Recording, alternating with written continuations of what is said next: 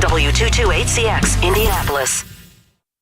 It's Kevin and Query. I throw, you catch. It's not that hard, okay?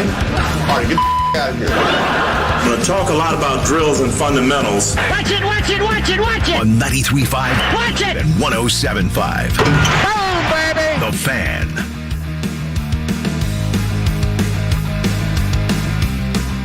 Kevin Bowen is wearing a Tiger Woods shirt this morning. Tiger is back, it says. Now, the nice thing about that is there have been 9 different times you've been able to wear that where it's applicable over the last decade. I'm not sure how long the shirt will stay on today. Yeah, I'd say probably 3 to 4 big comebacks, but nothing of this variety. 504 days, Jake, last time. For me, this is how I imagine you at 16th and Georgetown on the last Sunday in May. At what time? This time? A little bit earlier than this time? It's when you usually pull in? About 9. Oh, really? It's that late? You're talking about race day, obviously, for those that didn't I guess, do you go out. police escort? I do, and here's the thing. I was just saying this last night to someone. I'm like hesitant to do that because I grew up here, right? I've been to the 500 1,000 times, and they used to say, hey, there's an escort, yada, yada, and I'm like, I don't need an escort. I have my own way in that I've taken forever. Is that for Tiger, the escort, or is this the police escort? Yeah, exactly. Not an escort from Perkins. Gotcha. Police escort. And okay. So just want to clarify. So anyway, long story short, one of the years, I don't know, a handful of years ago, traffic was stopped on 30th Street because of an incident, and they were not letting people in. And I'm like, I got to get in there. And I remember the state trooper saying to me, buddy, everybody here's got to get in there. And I thought, you know what? That's the last time I'm risking that. So I now do a police escort that usually leaves at either, I can't remember if it's 8:30 or 9 a.m. from downtown. And then it really is amazing. You're inside the Oval in like 3 minutes or something. I mean, it's ridiculous. I feel that way a little bit on race day as well. But today was one of those days where the alarm goes off for me. And I didn't is groggily a word? Groggily a word? Groggy is what I'm trying to say, but whatever the adverb version of that is. Usually I'm just messing around on my phone for like 15 minutes in bed, half asleep. Right. Totally. I get done. I'm like, what the hell did I just do? Did I see anything? Do I know? Today was one of those days where the alarm goes off and immediately turn it off. And I could have got out of bed in 5 or 10 seconds. It's got a little Christmas Day feel to it. Unfortunately, I'm going to have to wait another half hour because tee times have been pushed back 30 minutes due to some early morning thunderstorms at Augusta. Kevin, I've told you this before. And by the way, good morning to you folks. My name is Jake Query. That is Kevin Bowen. Mark Dykton, who is still working on his impersonation of Tucker from Something About Mary, which was unearthed yesterday and is probably going to be a theme on this show for the end of time. You had a lot of joy out of that. You were telling me you were watching clips and everything. It's the greatest thing ever. Because it was so spontaneous yesterday. We were talking about Joaquin Neiman, and Kevin simply asked if I'd been to Chile, and I said, well, Santiago, and then you said... Twice last year. And it is exactly like Norm from, nothing like a movie reference. It's a quarter century old. Anyway, that's Mark Dykton. It is Kevin and Query here on a Thursday on 93.5, 107.5. The Fan, starting day of the Masters. Kevin, this goes back to what I have always said that I love about sports. And maybe it's me over-romanticizing it. I don't know. But a large part of sports, I believe, is just the chasing of a nostalgia. Like the literally trying to feel that first high of when you discovered something that made you feel a connection to it. And for a lot of people, like in football, that's, hey, the team that my dad introduced me to, or baseball, the team that I played for in Little League, or whatever it might be. And for you, I'm assuming that that's what Tiger Woods represents because you would have been, 8 years old when he broke through? So the better part of your elementary school, the better part of your first grasp and understanding of what sports are probably was spent watching Tiger Woods. I would imagine that watching Tiger to you, and I'm not trying to speak for you, but a small part of that, it just is the reawakening of what it was about sports you first fell in love with. Yeah, I think that's a good way to put it. I also think this, Jake, and we've talked about it this week, extremely flawed individual. The reasons he's had to come back are largely, if not entirely, due to his own doing. But I think the fact that when he had the car accident, 14 months ago, you think, oh, well, he's done. I mean, there's no way that he's going to be able to play again. The fact that he kind of, all of a sudden, it's like, my mind thinks in February of last year, there's no way he's going to play. Certainly not at this level again. And now in, 4 hours, we are going to see him tee it up. I think that adds to it for me. I highly encourage everyone out there that care about the Masters and or care about Tiger Woods to download the Masters app. That's your best way to really view Tiger's round today, because I don't think coverage comes on ESPN until 3 o'clock. The Masters controls all TV rights. So if you want to be unproductive at work, just download the Masters app or just go to masters.com. Yeah, I was going to say... shameless plug for viewing. 3 until 7 today and tomorrow on ESPN. 3 until 7 Saturday on CBS, and then Sunday 2 until 7. I believe that's the televised schedule, right? And you know what makes and you working in TV and have done it, you would probably find this pretty unique, Jake. I mean, the Masters controls, I believe, the entire TV package. Like, there's only like 3 or 4 minutes of commercials every hour when they get to television coverage.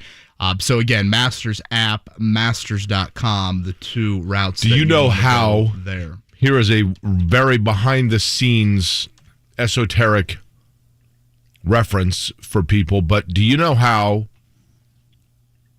I'm assuming this is still the case, unless technology has changed in the last 10 years, when a golfer tees off and they zoom in and you see the ball flying through the air, do you know how they do that? No, I guess the camera person...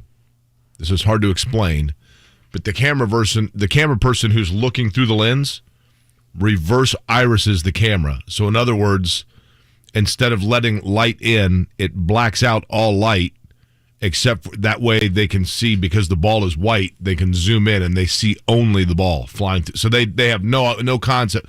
As they're looking through the lens, if the ball is flying like past 2 trees or something, they don't necessarily even see the trees. They are just focused. So it's like night outside around the ball? It's like basically night vision, yes. Huh. Interesting. On the ball, because otherwise you would lose it in the sun instantly, as you look up. Yeah. But the other thing about... the technology of drone maybe has, I don't know, changed a little bit. Yeah, I would imagine they probably camera shots use a lot of that. The other thing that you can always do when you watch the Masters or any other PGA event is, if you're watching it and then all of a sudden, so like if Tiger and Rory McIlroy and Brooks Koepka are your 3 leaders on Sunday at 1:30, and then all of a sudden they're like, and let's show you, whoever, an insert name of somebody who is 18 strokes off the pace. Oosthuizen. Yeah. Let's go to Oosthuizen now and hole 5. No, that was great impression. If you want to win a lot of money, say, I'll bet this guy hits this shot here. It's going to be, because there's no other reason they're showing it. No, certainly, yeah. So you're like, here you go. This guy's going to hit this shot. And then amazing. Ooh. Yeah. By the way, if you want to follow Tiger Woods' group, ESPN Plus has a thing where they're following him and Scotty Scheffler's group. And I think you can get around that for free for Masters.com. Right. So for those that don't have ESPN Plus, right, I think that is your best bet, one of the featured groups there. Mark, will you look it up? I thought someone said to me yesterday that the over-under in Vegas for Tiger's opening round is 75.5. Ooh. That seems... Those are fighting words for Kevin Bowen. Gosh. Forecast today in Augusta, Georgia. By the way, my buddy Craig Byron lived in Augusta. He is a professor at Mercer University now, but for a short period he lived in Augusta, Georgia. Really? Yes, and said that during Masters week, basically, not everybody in town, I mean, it's not like, but it was very common, he himself did this, to rent, back before the days of Airbnb, to rent your house out to one of the golfers for the week. Nice. And they're like, he knew the guy that, like, Tiger rented this guy's house, like, several times, whatever. He rented out his house once. He said it, basically, a lot of people, like, they pay their mortgage for certainly 4 months. Okay, today, this morning, currently 67 degrees in Augusta, Georgia, 5% chance of rain. Did it rain overnight, maybe? I think it rained like midnight-ish. 15% chance this afternoon for rain showers, partly cloudy, high of 73 degrees. So, yeah, 30-minute delay this morning. So 8:30 tee times will begin. Tiger was scheduled to go off at 10:34, so that's been pushed back to 11:04 with Louis Oosthuizen and Joaquin Niemann. He's never missed the cut as a pro at Augusta National, so that will be on the line for Tiger here on Thursday and Friday. Jake, there hasn't been a whole lot of, positive storylines with the Pacers season, but yesterday a little bit of news coming out of that building I think is one of the very few feel-good stories for this season. Duane Washington and Terry Taylor both signed multi-year contracts with the Pacers. So that will keep them on the roster for next season. Again, when you've had the amount of injuries and now in full tank mode here to close out the season, those two guys, you talk about golden opportunities they've received and then taking advantage of them. I don't think they're the 9 or 10 guy on a playoff team necessarily, but they have done a wonderful job of all of a sudden changing the career trajectory, really, of their NBA lives. Totally agree. Taylor, in particular, really has played well. He's a guy that plays bigger than what he is, if that makes sense. Junkyard dog. It's a very good way of putting it. Washington shot the ball well for the most part, over the course of the season itself, and of course was a really good player at Ohio State. The only drawback being that to make room for those guys to come up from two-way contracts, Kiefer Sykes, who was another really feel-good story for the Pacers, right, was waived. He, of course, coming out of the Horizon League and having just the most circuitous of circuitous routes to get to the NBA. I think he played in Chile. That's right. You know how many times he played there, Mark? Twice last year. Mary. he did. He's played everywhere, and he was a feel-good story and played well when his number was called early, and then you kind of saw the writing on the wall because, I was at a game, a couple of weeks ago when they were, who was it, Memphis, that had him down 40 at one point, and he still hadn't come off the bench yet. And you're like, yeah, they must have jumped the gun a little early on giving him a contract, but he was waived. He's one of the kind of odd stories, Jake, in the sense of never played in the NBA, but yet, he's like the AAA guy that plays for the Indians that's never made it to Major League Baseball. Correct. At the age of 29. Razor shines. Yeah, something along those lines there. So Kiefer Sykes was waived, but Duane Washington Jr. and Terry Taylor, multi-year deals. I saw this the other day, and the Pacers got 2 games left, and what is it? 76ers Saturday, and then the Nets. I actually think Scott Agness, who we'll have on later, tweeted out that's an ESPN national game to close things out on Sunday for game number 82.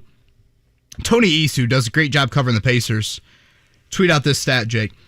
They are 4-19 in games decided by 4 points or less.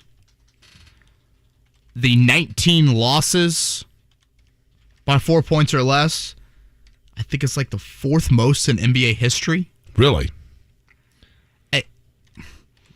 Clearly, they don't have a closeout guy. I was going to say, do you just boil it down to no closer? I mean, is this somewhat at the feet of Carlisle a little bit, or is this just strictly, Brogdon was hurt, Sabonis isn't really a closer. I'm talking about early in the year. Probably. And nowadays, it's a little different for Halliburton. I mean, even in Sacramento, Halliburton wasn't, on the ball, late game situations as much as you would like to kind of ask him to do that here in Indiana. Probably a little of all of that, in addition to some of those may be games, Kevin, quite frankly, where they were down 10 through the entire fourth quarter, and then certainly this year, there have been games backdoor their way. Yeah. I mean, quite frankly, I don't know how many of those are losing it on the last possession of the game. Chris Dennery would know that. Probably has them alphabetized. Or chronologically listed. Does that give you hope? If you're a Pacers fan, you're 30 games under 500, so we're kind of grasping at straws here. What gives me hope is this. But how quick can you turn it around? Yeah, what gives me hope is the following. What gives me hope for the Pacers is the fact that you can see where things could turn around. And by that I mean, and we've talked about this a lot, Kevin, but Tyrese Halliburton, I love Isaiah Jackson. I'm telling you, I think he's going to be a really good player. So Tyrese Halliburton, Isaiah Jackson, Chris Duarte, And then, Myles Turner people forget, is still under, he's young still. Yeah, one more year left on his deal. And I think we know that, there's a reason that Kevin Pritchard kept him around. It wasn't just because they couldn't move him because he was hurt or whatever else. I do think that they have a plan that involves him. But those guys, and then you add in the possibility that you could have as many as 3 of the top 30 picks in the draft. You can turn, and I can't imagine they're going to be able to re-sign Jalen Smith because of that weird quirk in his contract, but he can flat out play too. And so when you look at those things all told, that's what gives me silver lining. Is it's different than a year ago, Kevin, when they were, right there around 500, and you looked at it and you're like, are we just going to re-rack the same group here? Yeah. There are young pieces there that it feels like they can build with. Yeah, that's the key, pieces. And from a cap space standpoint, flexibility, you can still put that Ricky Rubio contract into a trade this offseason. Like you said, the draft picks will every Pacers fan should be a Cleveland Cavalier fan next week when the play-in happens. That is abundantly clear with how Cleveland is looking like from a play-in standpoint. It is Major League Baseball opening day. Will Carroll is going to join us at 9 o'clock to talk about that. I was surprised, and Mark, this shouldn't be a shot at your Cubs. I was surprised to see how close the Cubs and Reds are in over-under win totals for the year. Yeah. I knew, and again, I'm a Reds fan, but the Reds are going to be absolutely horrific this season. Boy, the Cubs aren't. They didn't really make any. To be much better. I guess They didn't make any major additions outside of Marcus Stroman, one pitcher, and then they got Seiya Suzuki from Japan. Outside of that, they didn't really make any notable changes. I guess they did sell a bunch. Was it last season? They sold a bunch. Yeah, Javi Baez, Rizzo, Schwarber, yeah. everybody left. So they're in rebuilding mode, but they also didn't spend as much as people thought they were going to in the offseason. Cubs hosting the Brewers. That is 2:20, and weather, I guess, just going to be cold. But weather permitting, every opening day game is getting postponed, apparently, for the most part. Right. Red Sox at Yankees, Mariners at Twins. Who would have guessed inclement weather in the Midwest in April? Do you like the Twins? Random question, Mariners I realize. At Twins doesn't make... That's a random one. I guess Target Field is... Well, it's open air. Yeah. There's no roof on it. I guess I'm still thinking Metrodome. Well, the funny thing about the Twins, the reason I say it, the Twins are kind of like the Pacers of baseball, right? Like, they've had years where the bottom fell out, but they're one of those teams that when you least expect it, year in and year out, you're like, I can name 2 Twins, but here they are making a late push for the playoff play-in game, that kind of thing. Yeah, and I feel like for someone my age, the name Kirby Puckett was just a fun name to say back growing up. He's a great player. I think that's probably why the Twins have a little bit Joe of Mauer was a great player, too. Great football player, right? Yeah, he was a two-way star. Wasn't he Mr. It's the number 1 ranked football recruit and baseball recruit. Right. But have you ever been to a Twins game? No, I've not. Mark? Only been to Minneapolis once. I've seen them play, but it wasn't at Minnesota. Okay. I saw them in the Metrodome, which was like going to a baseball game at the old Hoosier Dome, basically. It was like a totally sterile environment, but, they were good. It was fun. People were kind of raucous. People in Minnesota people are cool. We just talked about Minnesota the other day, did we not? Yeah. Lots of got some clubs. listeners from Minnesota. I think Scotty, the other Scotty, the one that messaged you about my pigeon comment. We can pull that up later. Loyal listener. Well, I have no doubt that you will. Do you think there are really 10,000 lakes up there? I think that number's I think slightly I slightly feel inflated. like you've been skeptical about that, totally. you are how many people attended the Nashville NFL draft. Those are my 2 big things. You are right. I believe they're counting retention ponds. I just don't want to pigeon my hole. Yeah. Thanks, Mark. Okay. The Dodgers, the favorite in the NL, and then the Blue Jays, the favorite in the AL. Blue Jays are really good. Blue Jays are going to be fun. Yeah. Let me tell you this, Kevin. I was a huge Blue Jays fan growing up. This is kind of like your Tiger Woods, like childhood stuff, right? The reason I was a big Blue Jays fan growing up is because I wanted an American League team. I didn't really have one. But did either one of you guys ever send baseball cards to stadiums to try to get players to sign it and send it back? Mm-hmm. I think my brother did that. Lost my Wade Boggs rookie that way. Oh, no. I had an extra, thank goodness. That's demoralizing. But I figured out my godparents, John and Liz Brown, Liz had family in Toronto that they would go visit once a year. So I had her bring me back a roll of Canadian stamps because I figured out that anybody that sent a letter to be signed by the Blue Jays players in a self-addressed stamped envelope, it didn't do any good because they were putting an American stamp on it, and Canada didn't care. So I sent a self-addressed stamped envelope with a Canadian stamp on it, convinced that I was the only kid smart enough to think that through, and literally like the entire Blue Jays roster sent my baseball cards back. So I was a huge Blue Jays fan in the early to mid-'80s, back when they were playing at Exhibition Stadium, which is right where the IndyCar race goes through now. The stadium's not there anymore, but Jesse Barfield and Lloyd Mosby and George Ding Dong Bell, Tony Fernandez. Man, I was a big Blue Jays guy. Did you have a Tiger Woods growing up? Which I guess for me, now I'm 32 years old and I still act like I'm growing up. Kevin, when I was in the 8th grade, I played basketball at Eastwood Middle School. The jerseys were just generically, blue jerseys with numbers on them.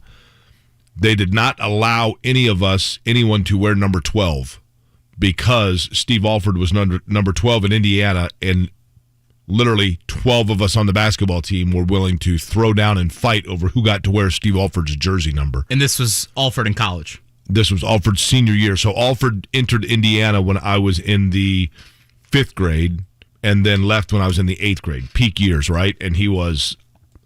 so Alford still is like I loved Randy Whitman. I was a huge IU basketball guy.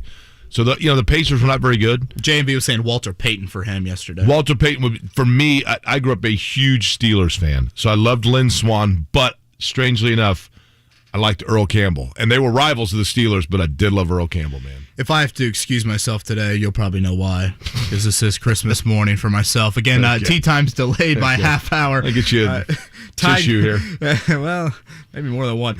Tiger off at 11:04 with tea times pushed back down at Augusta National. Scott Agness going to join us at 8:30. We'll talk more about the Pacers roster moves from yesterday and where things stand heading into the offseason with 2 more to go. Will Carroll to talk some baseball at 9. Opening day is here. Are NFL agents frustrated with the Colts?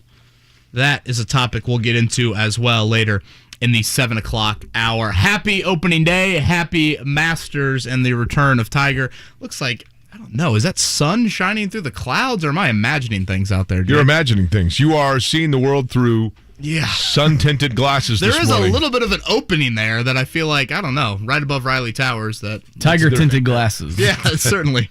That is what I'm doing. Good Thursday morning. Kevin Aquari, 93.5, 107.5, The Fan. Your helmet. It's about to get real. Greg Cosell, what are your thoughts on Matt Ryan? Well, Matt Ryan's a hard guy not to like. He's been a really good quarterback in this league. He's essentially a pocket player, really smart before the snap of the ball, understands defenses, is not fooled very often. He's just a really good quarterback, and we'd be talking about him as a Hall of Famer if he won that Super Bowl. So Matt Ryan's a really, really good player. Dan Duckage, weekdays noon to 3 on 93.5 and 107.5. The Fan. No one should read your personal messages. That's why WhatsApp uses end-to-end encryption. It protects whatever you send before, during, and after you send it. Always message privately. WhatsApp. Hey, it's JMV for CarX. Tires, brakes, coolant exchanges, spring road readiness with 14 central Indiana locations. To find the one nearest you, that's CarX.com today. Hi guys, are you struggling with erectile dysfunction and sick of the pills? Well, today, Thursday, April 7th, we're doing something special. Pine Grove Medical Clinic uses the most powerful form of wave therapy, shown by Cambridge to repair blood vessels and get rid of ED at its core. If you're ready to put a stop to your ED,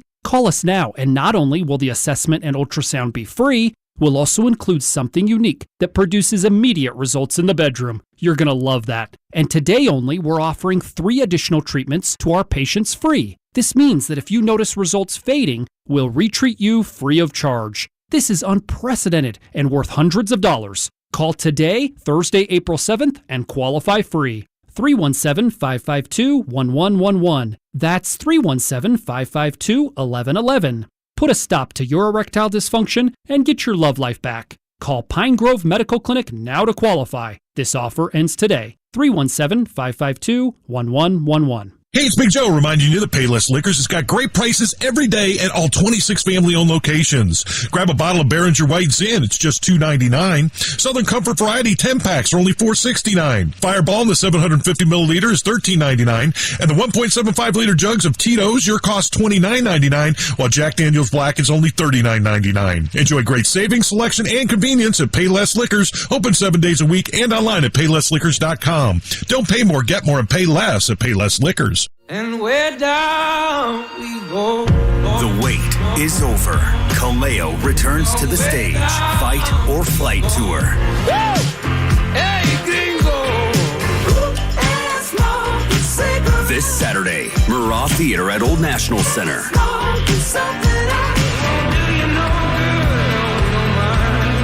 Get tickets at livenation.com. Don't miss Kaleo live. Hi, I'm Ryan Kelly with HeroLoan.com. Well, we had to wait a few extra weeks, but baseball is officially back. Don't let anyone strike you out and tell you that the VA loan is bad. You can buy a home with zero money down, interest rates are lower, and at HeroLoan.com, I can close your VA loan in 21 days or less. Get pre-approved for your next refinance or home purchase today at HeroLoan.com, the only way to VA. The Home Loan Expert LLC, NMLS number 1326241. Realizing Geico has over 85 years of experience saving folks money and providing great customer service is like realizing there's a crumb tray on the bottom of your toaster, and you don't have to keep turning the toaster upside down to clean it.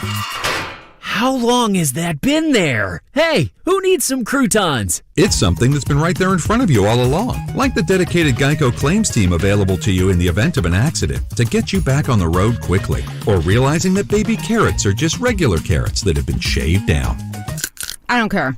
They're still cute. It's something you can't believe you never realized before. Like how Geico's 97% customer satisfaction rating means Geico is committed to providing the best service for their customers. Or how you can peel the top layer of tape off a lint roller and there's a fresh layer underneath. Marcy, wait till you hear about the lint roller. You mean how the handle is reusable? Wait, what? Trust. It's just one of the many reasons to switch to Geico. They're all right there in front of you. It takes courage to talk with that someone special when there are problems in the bedroom. Erectile dysfunction, or PE, can shatter your confidence and make your relationship challenging. You can put an end to these issues. Have the courage to make just one confidential visit to the Indianapolis Men's Clinic and get that spark back in your relationship. The doctors at the Indianapolis Men's Clinic offer the latest solutions for all ED and PE issues, and you'll see results in your first visit. Or there's no charge. Call 999-9000 to meet with their licensed providers, no matter your age or your conditions. Diabetes, high blood pressure, prostate cancer, low testosterone causing your issue. It doesn't matter. They can help. Call the Indianapolis Men's Clinic at 999-9000. That's 999-9000 or online at indymensclinic.com. Have the courage to take that first step. Indianapolis Men's Clinic, your key to a better life. Hey, it's Jake Query here. Exciting stock car racing returns to Indy's southeast side this week at the Tom Wood Group Indianapolis Speedrome, powered by Lincoln Tech. Saturday nights are family-friendly racing action, great food, free parking, and outrageous fun, always capped off by the world-famous wild, unpredictable figure eight. Tickets start at just $10. Kids 8 and under are free. The Indianapolis Speedrome, located at the corner of Brookville Road and Kitley Avenue. More information available at speedrome.com. That's speedrome.com. The Sports Center update on 93.5 and 107.5 The Fan is presented by Big O Tires, the team you trust. For Major League Baseball opening day, and I realize that the Masters getting underway is the big news. We'll get to that in just a second. But for opening day for Major League Baseball, we're going to do this in terms of being able to say what the matchups are in a different fashion. Kevin, are you ready? I'm going to give you the matchup. You simply tell me which city you'd rather live. Okay? Okay. Milwaukee's in Chicago. Milwaukee. I can drive to Chicago. I do love Milwaukee, by the way. Pittsburgh or St. Louis? I got cousins in St. Louis, I guess, there. Okay. I used to live in St. Louis. I'll take Pittsburgh. Cincinnati and Atlanta, 8 o'clock tonight. Cincy. I'll roll with you on that. Yep. Big Cincy fan. New York in Washington to take on the Nationals. That's the Mets, by the way. Like neither. Greatest city in the world, New York, buddy. New York, New York. That high? San Diego is in Arizona to take on the Diamondbacks. San Diego. It's pretty much it. I keep on forgetting the Padres are still around. And they're good. They are good. Yeah, Cleveland in Kansas City taking on the Royals. I don't know. I've never really been to Kansas City. I'll go there. It's Indianapolis, middle of nowhere. And that's where they won the national championship on Monday, right? Didn't Mark Emmert say? Kansas City Jayhawks. Yeah, that's Kansas correct. City yeah. Jayhawks. Boston and New York to take on the Yankees. I'm assuming you're going Boston, right? Yeah, but that game's already postponed. I'd probably regret that. Seattle and Minnesota taking on the Twins. Seattle.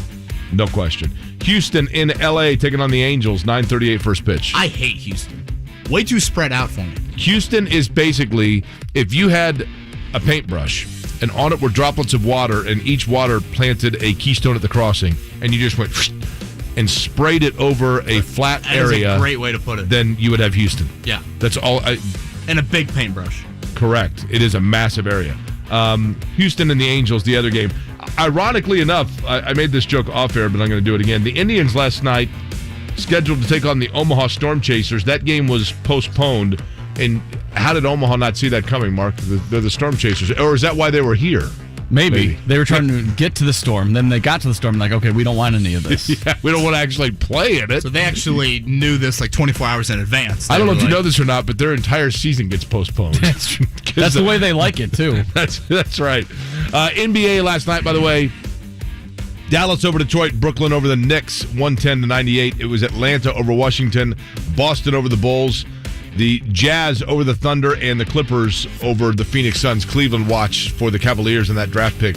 Cavs idle last night. Tiger, the big story, and weather an issue at the Masters, right, Kevin? Yeah, I mean, nothing crazy. Half-hour delay down there, so 8:30 things will get underway. Tiger's tee time pushed back to 11:04 today. And again, I highly encourage anyone that wants to watch, download the Masters app, masters.com, and be unproductive the rest of the day. We did hear from Thad Matta yesterday. We're hoping to have him on tomorrow.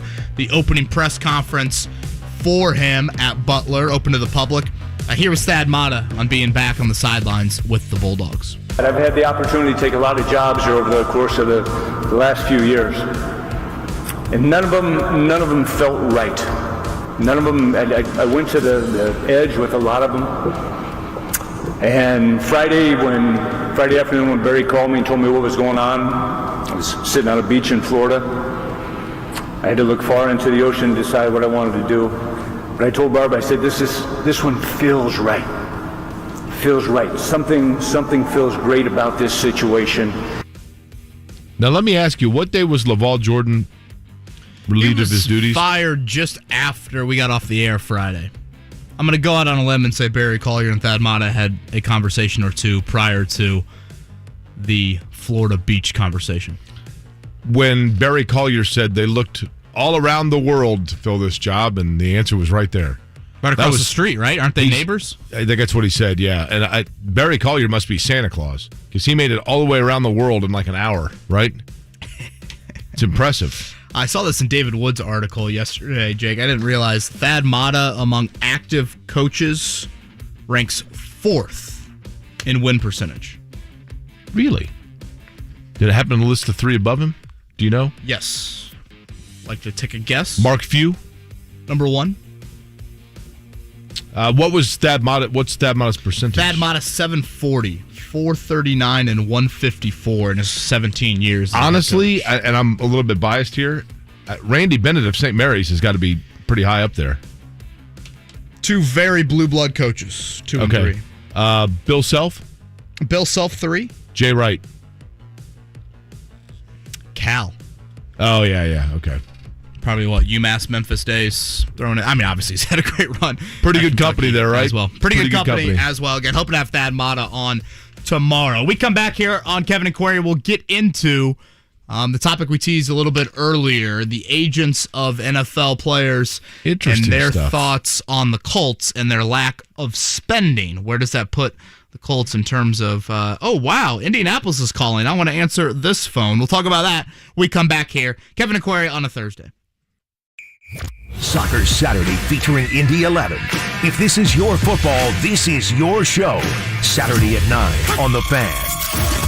Hi, this is Ted Bishop, PGA General Manager at the Legends Golf Club in Franklin. This year, we are celebrating our 30th anniversary of being in business, and I want to personally invite you to become a member at our course, which was selected as the 2021 Indiana Golf Course of the Year.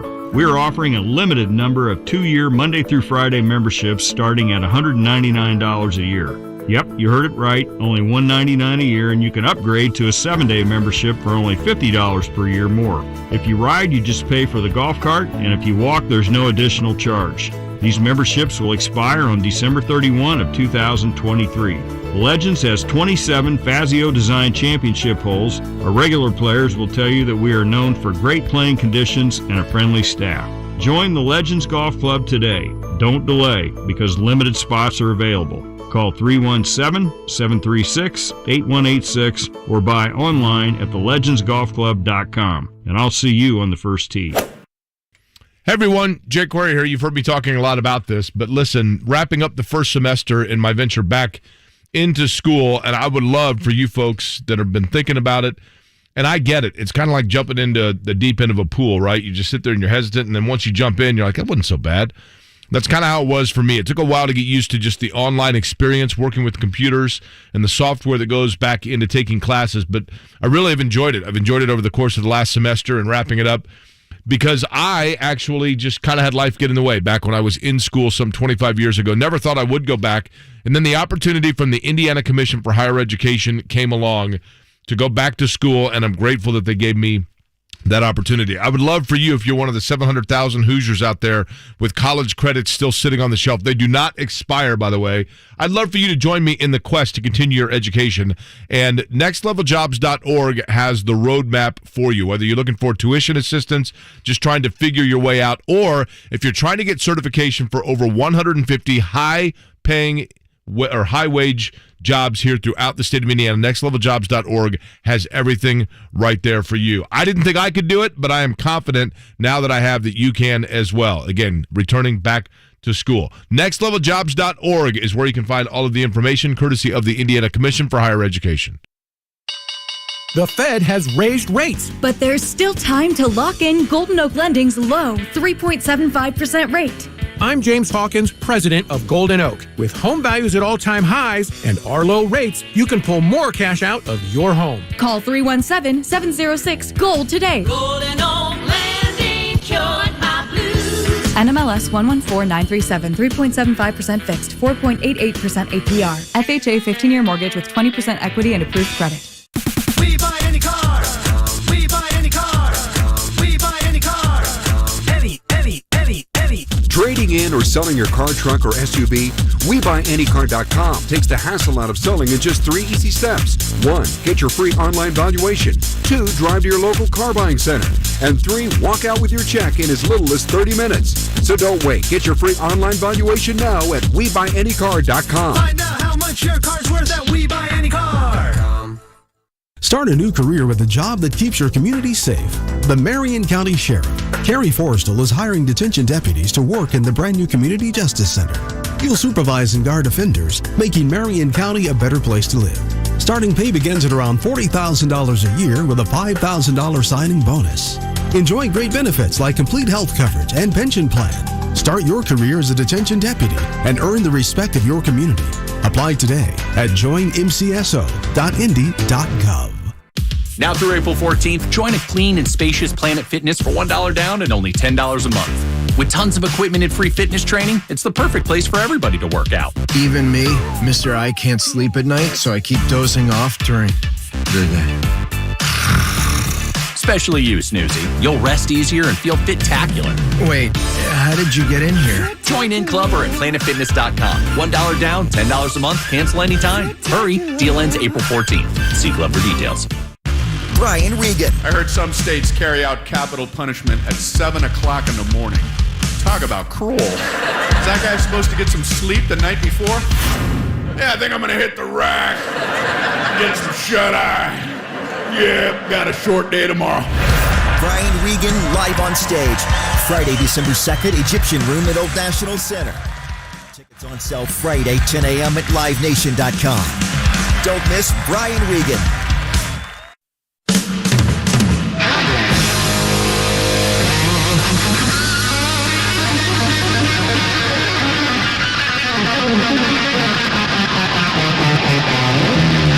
listening to Kevin and Query on 93.5 and 107.5. The Fan.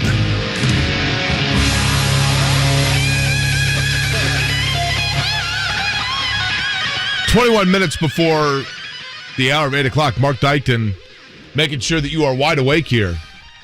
Hey, that was no issue for me on this Thursday morning. It is Christmas morning for Kevin Bowen. No issue. That alarm went off, and I was ready.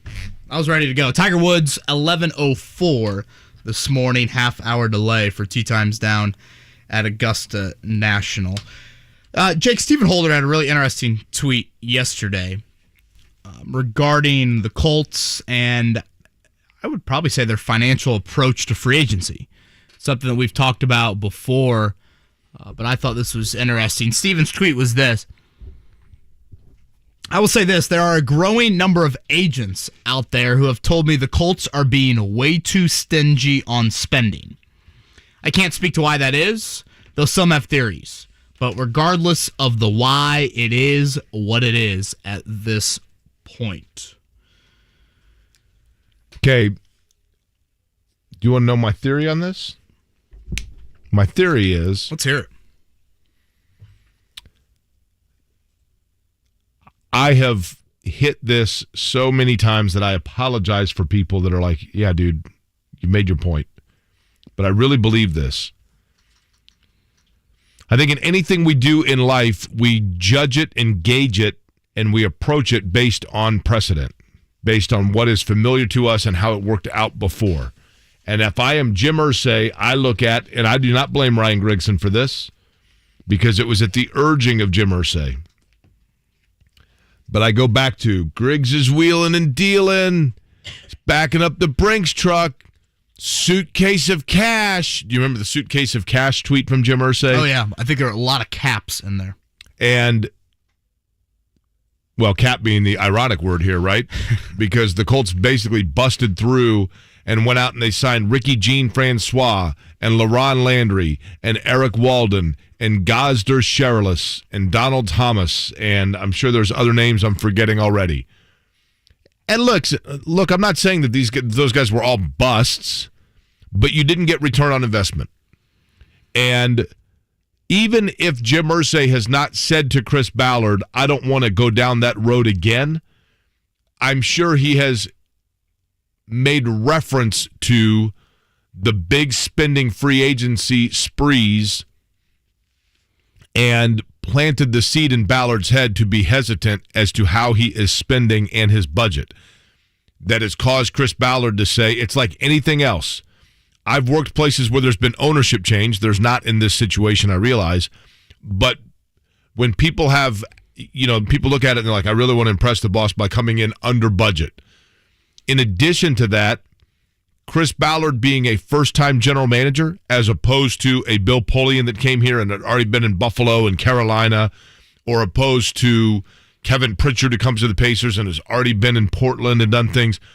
Chris Ballard's a first-time general manager, so what better way to prove your merit and your weight in gold as a general manager than to say, I'm building it organically with my pieces that I went out and I planted, as opposed to going and digging up a tree from somebody else's backyard and planting it in my yard. And so I think that he is very, Chris Ballard, for those two reasons, he is very much more, he favors more so the draft and building a team that way with very small complementary pieces of free agency as opposed to using free agents as critical pieces. Yeah, and that's fine to favor the draft. It's wise, obviously. But I think, so many people are like, look at the Polian era.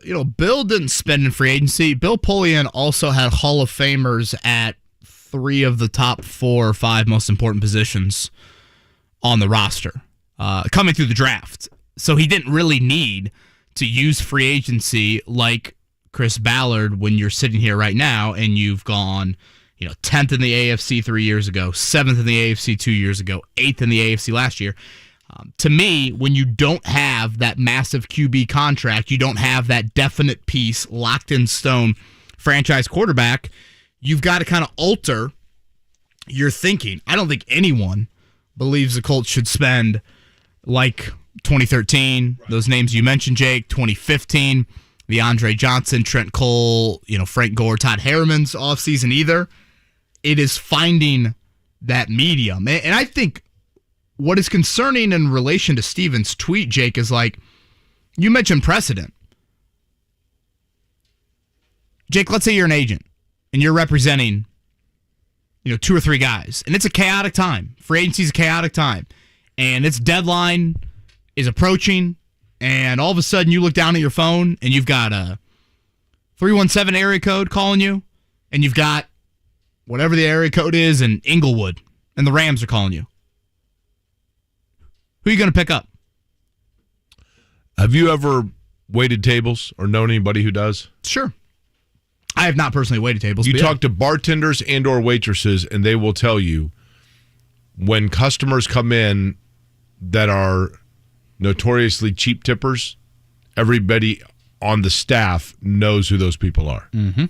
That's 100% accurate. I need to go do those tables over there. Yeah, I mean, I worked at a golf course, and you know who the cheap tippers are on the golf course versus who are kind of the big wigs that, Right. oh, wow, is that Mr. Jones coming off the 18th green? Correct. I'm going to scurry over there and get those clubs. And I think that is legitimately concerning when you are seeking out a particular player and all of a sudden that agent thinks to himself, man, I'm in the money-making business for my client here, which therefore means I make money. I need to max out this contract and get every last drop out of it. If I see 2 teams that have interest in me and I know the precedent of one of those teams versus the other, I'm going to probably side with that other team more often than not. Would you rather be this, though, Kevin? I'm playing devil's advocate. Would you rather be the general manager who has the reputation of agents of being cheap and therefore hesitant to take the call, or would you rather have the reputation as the GM that any agent can swindle over in a heartbeat and get one over on? Again, it's finding the happy medium. Like, to the Grigson analogy, that's one end of the spectrum, and then the Ballard approach is at the other end of the spectrum. It's finding that balance between... Polian's probably that balance, right? Yeah, Polian. But again, Polian, I think, is just kind of an unfair sort of comparison, Jake, because he hit so early at critical positions in that era. Here's the thing, though. I also think free agency has evolved a whole lot in the NFL than it was 20 years ago. Here's the other thing that the Polian blueprint did that he was afforded. Like, I think Polian gets sometimes too much credit because of the following. First off, Bill Polian, when he came here, it was in his lap, and he gets credit for taking Manning over Leaf, although I will go to my grave convinced that was a Jim Irsay call. That was not necessarily Polian as much as Jim Irsay when they were going back to the airport and Peyton Manning said, you can draft me and I'll win for you, or you can pass on me and I will beat you for 15 years. And Irsay, I think, is the one that said, this is the guy we're taking, is Peyton Manning. But regardless, that gives you a huge head start, right, when you are a general manager. Massive. That said, he absolutely gets credit on the Edgerrin James call, the Dwight Freeney call. Robert Mathis was a huge find. Reggie Wayne was a good call. No one wanted a wideout that draft. But the other thing is, the way that when Polian was the general manager, the way that they did it, and I don't know the exact figure, so I'm just kind of estimating on the numbers here, but like 80% of their payroll was tied into 15% of their roster. And so when people say, oh, Polian was a genius because look how many late-round draft picks he had playing on the field or undrafted players, part of that is because he had to. From a financial standpoint, it wasn't that he was a guru that went out and found a guy like Jason David that was a capo, that was like, man, he went out and found this guy that plucked his way through and showed in camp. No, they had to have somebody at that position because financially it's like, where can we cost cut? I'm not knocking him for it. The but Gary Brackett's, the Jeff Saturdays of the world. Those guys had to have somebody in. If it wasn't going to be Jeff Saturday or Gary Brackett, it was going to be a different undrafted player because from a financial standpoint, that's the way they did it. And there were very few, those Colts dynasties, very few of those players that were big-time players for them were free agent signings. partially because they had such an elite player at the quarterback position that it masked so many areas of deficiency, and you didn't have to go out and get players to make up for deficiency because you had a quarterback that was doing it by himself. I also think it really helped out that he walked into the situation and Tarek Glenn and Marvin Harrison were already there. Hard to argue that. Hall of Famer and Harrison and a Ring of Honor guy at, again, very critical spots And as two well. of the hardest positions to, wide receiver maybe not as much, but left tackle. But for a rookie quarterback, you have that Correct. number one wideout already there and a couple of years into his NFL career. That's huge. So, I think that is where the issue lies. And really, Danico Autry is the perfect example of it last year, Jake. He is one of your own. He's an in-house guy. And Tennessee sweetens the pot just a hair. And you look at the difference in Chris Ballard back in January saying, yep, didn't do enough on the D-line. Got to affect the passer more. That's on me. And the fact that you let Danico Autry walk, not only walk, but walk to the division rival. And Tennessee had big sack numbers last year. Got the number one overall seed with Derrick Henry missing half the season. That is, I think, worrisome moving forward is, do right or wrong, should agents get over it to a degree? Should they, try and kind of separate bias? You can say that, but we're all humans. There's 32 teams competing for your clients.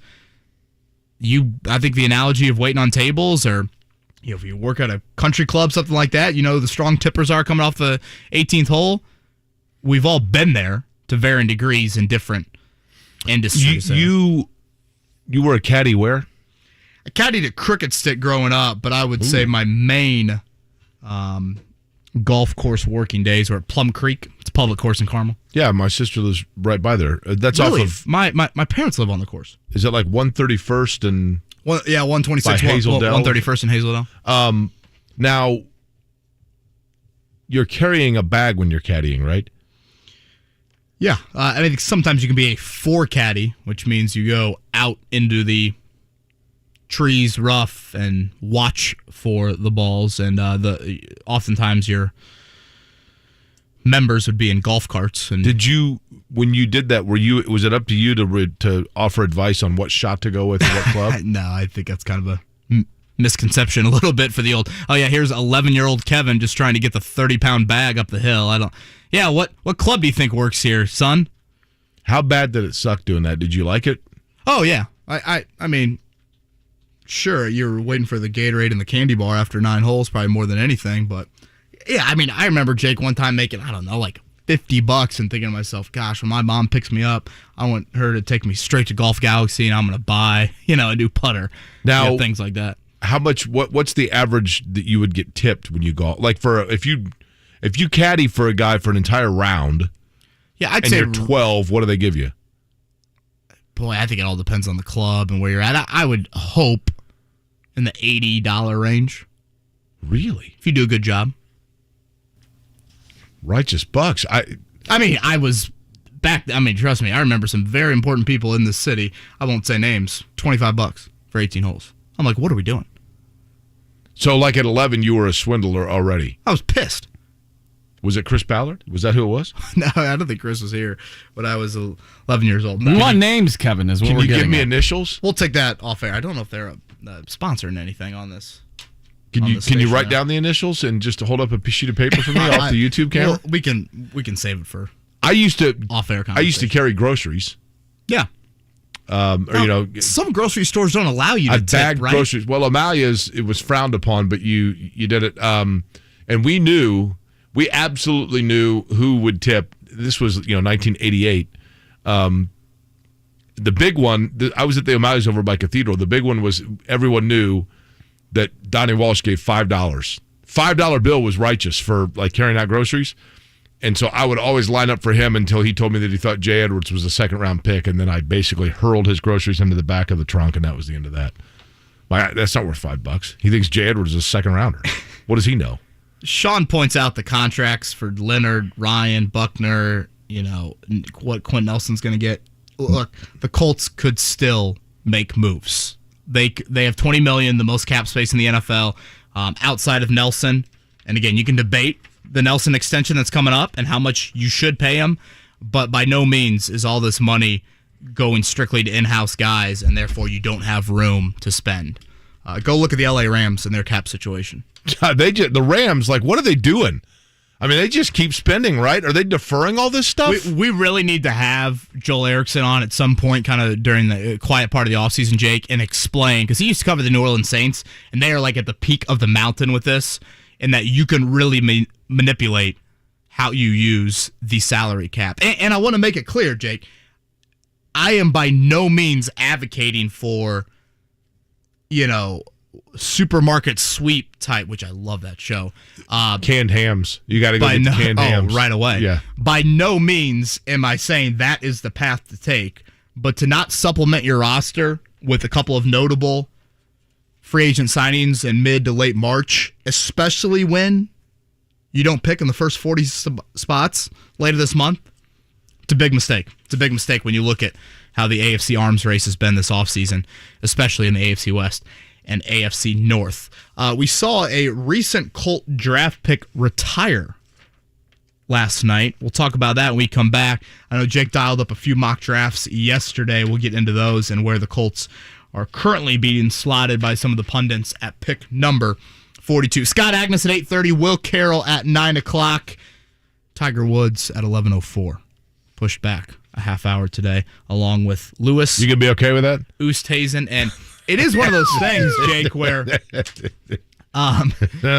it's kind of like I'm sitting on the steps on Christmas morning, and my mom is like, "Well, the camcorder wasn't charged last night by your father, so we're gonna delay things another 10 minutes." Like, what?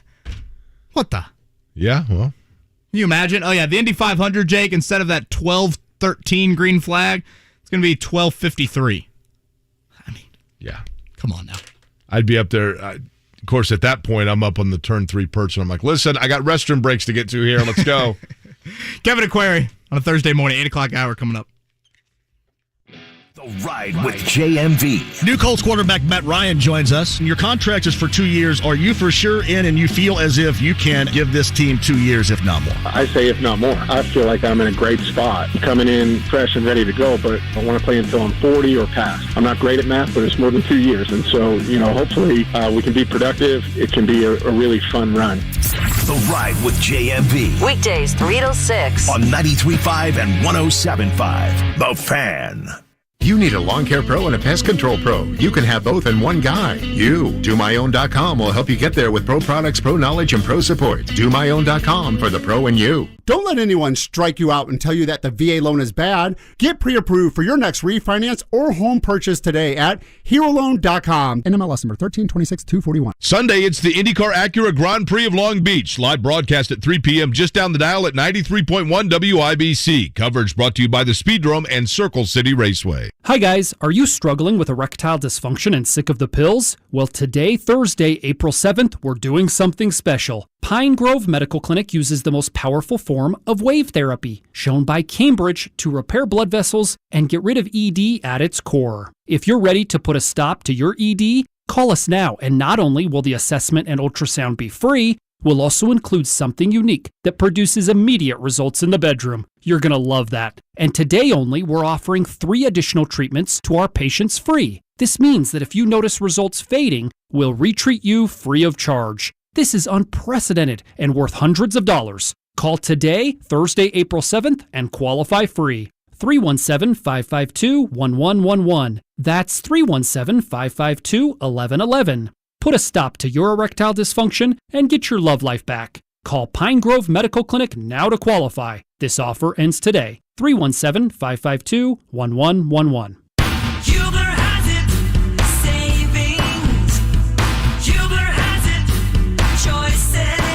Hubler really does have it all. All of our pre-owned vehicles are Hubler Q certified, which include a 128-point vehicle inspection, a free Carfax vehicle history report, and 2 warranties. A 2-year, 100,000-mile powertrain warranty, and a 30-day, 1,000-mile comprehensive warranty. Visit any of our 13 locations today, or click drivehubler.com. Hubler has it all.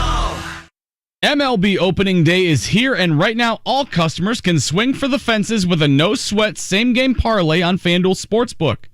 Hey, it's Mark from Kevin and Query. All you have to do is pick any MLB game and combine at least 3 bets into 1 bet for bigger payouts. And if you don't win, FanDuel will refund you up to $10 in free bets. We've already had a couple of postponements on the opening day slate, so I'm looking at Cubs and Brewers today. I've got Kyle Hendricks over 3.5 strikeouts, Seiya Suzuki as an anytime home run hitter, and under 10 runs in the game. Make your same game parlay any way you want, and if you don't win, like I said, FanDuel will refund you up to $10 in free bets. So head over to FanDuel, download the app today, and sign up using promo code MARK to bet your no-sweat same-game parlay today. That's promo code MARK on the FanDuel Sportsbook app, MARC. 21 and over and present in Indiana. First online real money wager only. $10 first deposit required. Bonus issued is now a drawable site credit that expires 14 days after receipt. Restrictions apply. See full terms at sportsbook.fanduel.com. Gambling problem? Call 1-800-9-WITH-IT.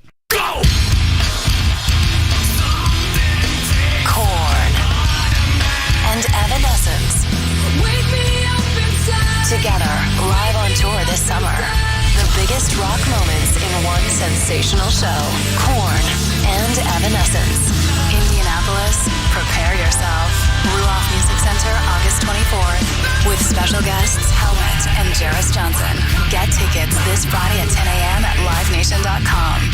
Jake Query here. Recently I returned to college to finish my degree, and I encourage you to join me. Whether you're like me and life simply got in the way, or you never went to college at all, Indiana offers financial assistance for those ready to move forward. If I can do it, I know you can too. If you're looking for a better job or doing it for your family, Indiana has grants to pay for over 150 certificates in high-wage industries. You're sure to find a tuition-free option that fits you. To apply, visit nextleveljobs.org today. Sponsored by the Indiana Commission for Higher Education. That's nextleveljobs.org. Finding great candidates to hire can be like, well, trying to find a needle in a haystack. Sure, you can post your job to some job board, but then all you can do is hope the right person comes along, which is why you should try ZipRecruiter for free at ZipRecruiter.com/radio. ZipRecruiter doesn't depend on candidates finding you. It finds them for you. Its powerful technology identifies people with the right experience and actively invites them to apply to your job. You get qualified candidates fast. So while other companies might deliver a lot of hay, ZipRecruiter finds you what you're looking for. The needle in the haystack. See why 4 out of 5 employers who post a job in ZipRecruiter get a quality candidate within the first day. ZipRecruiter, the smartest way to hire. And right now, you can try ZipRecruiter for free. That's right, free at ZipRecruiter.com/radio. That's ZipRecruiter.com/radio. ZipRecruiter.com/radio. 93.5 and 107.5, The Fan. WIBC HD2, W298BB, WIBC HD3, W228CX, Indianapolis. Join me tomorrow. It is opening day of the Masters. We'll probably just sit here for 3 hours and tell you who hit one shot. Jesse Rogers joins us as we get ready for opening day in baseball as well. Join us tomorrow.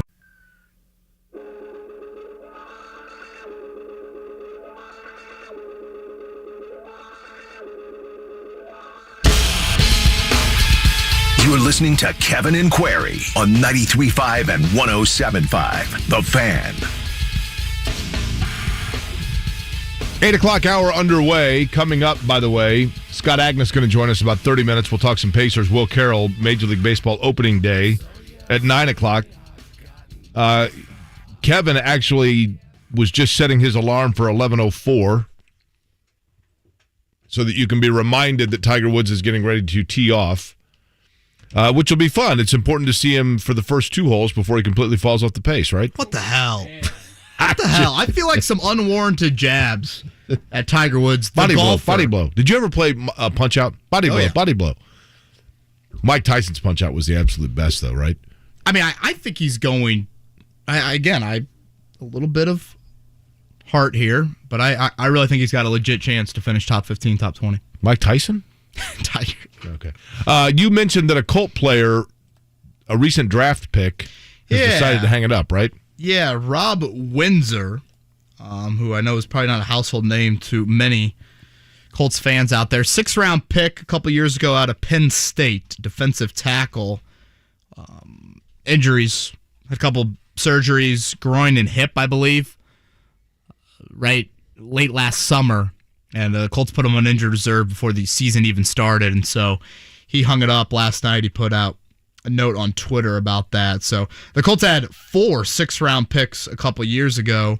Windsor was the first of those 4. The other 3 Two of them could play some big roles this year. Isaiah Rodgers at corner. We talked about him earlier in the week. Desmond Patman. I mean, every day that this wide receiver depth chart continues to look like what it is, Desmond Patman is going to be playing a big role.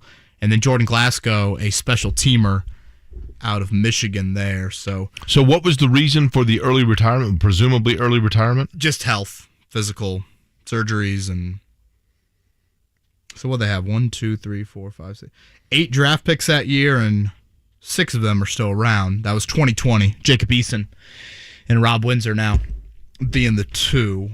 I saw yesterday that Kemoko Turay is visiting the 49ers.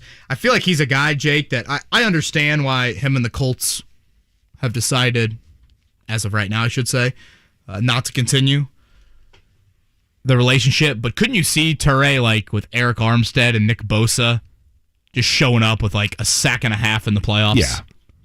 Because he showed flash. He did. He's been your best speed rusher. Why is it for the last few years? I guess Justin Houston, but I don't consider Houston kind of an outright speed rusher. But Turay had 5.5 sacks for you last year. You know, obviously we know about how once you get into NFL quarterback purgatory, it's hard to get out of it, right? We know this. We've had this discussion a gabillion times. But is NFL pass rush purgatory the same thing? Unless you have an elite level pass rusher or defensive tackle, do you think this is the norm, Kevin, in the NFL where teams are like the Colts and the fact that it's just every 2 to 3 years resetting, trying a guy out, seeing if it sticks and then it doesn't, and it's like, okay, we'll go out and get somebody else and we'll draft a couple others. Like, how long do... I know they're young players. How long do Quiddipe and Dio get before it's like, okay, well, that didn't work, so now we're going to go. This is our next. What was the kid's name out of Ball State that couldn't quit smoking weed? Jonathan Newsom. Yeah, Jonathan Newsom, and then you move that to like a Turay or whoever. Yeah. I mean, it's just constant turnover. Bjorn Werner. It's just constant turnover. How long do those guys get? I mean, is this the norm in the NFL? Bjorn's probably rooting for Bernhard Langer, I would think, of the Masters. I believe the only German in the field, Mr. Langer there. Langer, I think, if you're from JMV's side of the state. Yeah, that's a good question. I mean, Jake, for every Jerry Hughes, there's a Bjorn Werner, though. Jerry Hughes, first-round pick, and doesn't really do a whole lot here. Got, ample opportunity, I think, then goes to Buffalo, and tremendous for them. And has been that for, what, half a dozen years now? But then Bjorn Werner doesn't show anything here and doesn't even sniff another opportunity around the NFL. So I don't think it's the exact same. I get what you're asking. I still think it's much, much harder to find the quarterback. I think you can... Well, no, I get that. I'm just saying... Pass rush, like, if you've got kind of 2 or 3, like, B players, okay, if one of those guys is double team, can the other one get home, things like that. I guess you got more opportunities to affect the quarterback than a QB. You either got the dude or you don't have the dude. This, by the way, from Kurt, our buddy in Arkansas. Hey, Jake, you guys are killing it this morning with the bumper music. Mark, nice job. Thank you. Was that Korn, Mark? That was. I was going to say, I thought my brother was listening to Korn in his room. Korn? Yeah. Korn, that's what you just played? Yeah. I don't know who Korn is, but yeah, I know who they are. My buddy Texans, Mark, is a huge Korn fan. They still get it done. Band. What about Tool? Are they still around? Remember that era where every band was just one word? Those were the days. Bush, Tool, Korn. Wasn't there a band called Sugar? Sugar Ray. I think there was a band called Sugar also, right? System of a Down has a song called Sugar. Maybe that's what I went to go see Camp a few months ago. That's Stevie Nicks liked the Sugar. Camp right? with 2 A's out there. Pretty good little band. Saw them over at the Mirage. Jake, your level of hatred with mock drafts is pretty high, correct? Is it as high as your hatred for Tiger Woods? I don't hate Tiger Woods by any stretch, but I you want him off the golf course at hole 3, I believe you said earlier. No. Take him away. Who did you want to send away to Guantanamo? Oh, the morons that go to the waste management thing and get hammered and think that they can yell at every shot and that they're all being original and funny and okay, yeah, That was his biggest old man take in my book since we started doing the show. Man, that came out of left field. You got angry about it too. I just don't get it, man. I mean, I do kind of get it because I can understand if you're a golf fan that going to golf events and having to whisper your way through. I mean, that would get old also. So it's kind of your let loose moment. But I mean, to be fair, you don't really need a whisper. I mean, unless you're like 5 feet away from him. Have you seen Tiger Woods when people when he's teeing off and somebody's got a flash camera? And, the chances of you getting that close to Tiger are probably slim to none. Boy, it's cold there. Look at that. It's 65 this morning in Augusta. Gosh. It's drizzly. It is definitely drizzly. Jose Maria Lethable looks like he's a traffic guard at an elementary school with how much gear he's got on right now. Now, let me ask you, Kevin, is interested as you are in golf, and I understand. Here's what's interesting to me. When talking about individualized sports or sports that are an individual as opposed to team sports, my childhood, there is a what year difference between the two of us?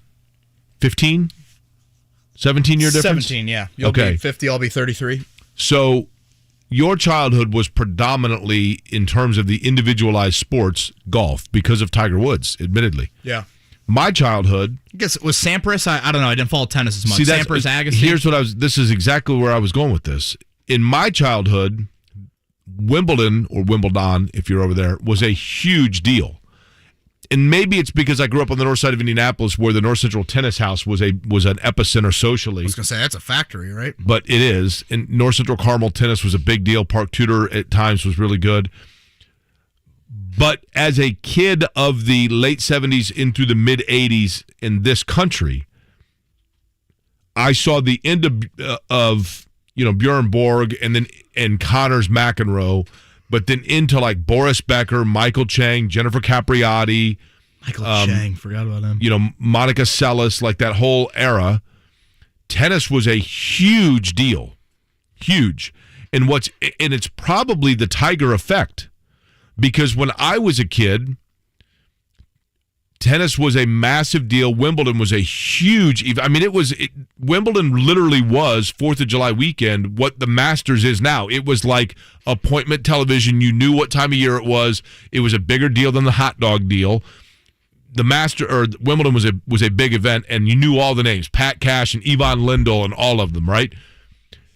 For you and for your era, what's interesting is arguably you are seeing the greatest era of individualized men's and women's tennis of all time, between Serena Williams and what she's been able to do, which is unprecedented, and of course Venus Williams just before her, and then on the men's side between Federer and Rafael Nadal and Djokovic. You're talking about 3 literally all-time greats, 3 of maybe the 5 greatest ever, but it is so on the back burner. And is that part of the Tiger effect? I think no American male is a big reason why. If Rafael Nadal was, Mike Smith, an American, I think it'd be a little bit different. I don't think it'd be to the Tiger level, but I think it'd be different. What about Andy Roddick? 1 major, right? Understood. Serena Williams is massive in the States. And if you had a Serena Williams on the male side, I think it'd be different. But Tiger, having said that, Federer, Nadal, Jake, I don't even know. How big was Sampras to you as a kid? Not as big because, again, Sampras still looked and acted like everybody else playing tennis for the most part. Tiger looks and acts differently. And I think that is what has helped him transcend it. And I mentioned the stat to you earlier in the week, Jake. So Sampras and Agassi. There's no American, in the top 20 in the world right now in tennis, probably? When's the last time an American's made the I couldn't even tell you the tennis rankings right now. John Isner, I don't even know. But you look at what that Sam Querrey. Can we give him some love? He spells it differently, right? He does, extra R. Tiger, and you look at golf right now, it's the youngest top 10 in the world we've ever had, with the average age of those guys right now under the age of 30. I think that is the difference, is just that the dominance, how he acted, or how he acts, but certainly acted on the golf course, and then just the sheer dominance. I mean, Sampras, Agassi, great, and I'm not going to pretend to know their careers like a fine-tooth comb or something like that, but I would say that is what separates them. Taylor Fritz, the highest-ranked American tennis player right now, 13th in the world. Man, is it even that high? Danielle Collins for the women, she's 8th. Yeah, and again, I think women, it's a little bit different with Serena and Venus. I just don't think the American, I don't know, Rakestraw would probably know better than I. This might be the tweet of the year into the show. JB tweets in, Jake's KU photo looks like a guy that would be yelling at the Waste Management Open. 100%, but I was 19. That's what I mean. No question about it. That is exactly right. But I was 19. I'm not 45, right? I played, when I was at KU, actually, there was a guy in my fraternity, I pledged right away, I know it's shocking by looking at that photo, who played he was like the number one player in the Big 8, back then is what it was, who went on for the tour. See if you've ever heard of him. Matt Gogol. Oh, sure. You know, think about Matt Gogol? What's that? You know, like the reason he's most famous, Matt Gogol? Does it have to do with drinking a lot of beer? No, it has to do with Tiger. Okay, go ahead. Tiger was 10 shots behind Matt Gogol at a PGA Tour event and came back and beat him. It's the largest comeback in the history of the PGA Tour. Really? It was a Monday finish, one of those rain delays, actually at Pebble Beach. So is that because Tiger was epic or because Matt Gogol completely choked? A little bit of both. So remind me again, how Gogol, the Matt Gogol connection there? Matt Gogol was, in 1991, when I went to the University of Kansas, I was a pledge for the Phi Delta Theta house at 1621 Edge Hill Road, by the way. And Matt Gogol was an active in the house. He was like a junior. Really? Yeah. He was, I think, a junior when I was a freshman. So I compiled these 6 Colt mock drafts, Jake. Care to guess which position was the most popular? We have 6 mock drafts. At number 42 overall, what is being pegged to the Colts the most? Left tackle. Wide receiver is what I'll say. You guys are good. 3 offensive tackles, 2 wide receivers, and the final position of the 6? Safety. Mark? No, I'll go corner. I'll say tight end. Ooh, that's a good call, too. I think tight end is such a need. No question. I think it's... And you look at free agency right now, no one. You watch any North Carolina this year? Either of you guys? Football? Yeah. No. Not when they were playing your Tigers? I mean, yeah, but... The Notre Dame Carolina game was great. Sam Howell, the quarterback for the Tar Heels. I think a lot of people thought he'd be a Heisman candidate at the start of the year. That's right. A lot of people thought he was thought to be a big first-round right, pick. I was going to say. Sam Howell falling 42 to the Colts. If you're running the show, Jake, you're Chris Ballard, all right? Which would be great for the financial situation for you. I don't know if you and Shannon collaborate on that to what extent, but that'd be great there. Would quarterback be on the radar? Because to the win now, folks, no chance. If you're talking 2022, nobody wants to see a quarterback for the Colts at 42 overall. But if you're running the show, would it be? If there is a guy that I look at and I say, wow, I can't believe he's available, that is a franchise guy that I can build around, yes, I would take him. But I don't know that guy exists, right?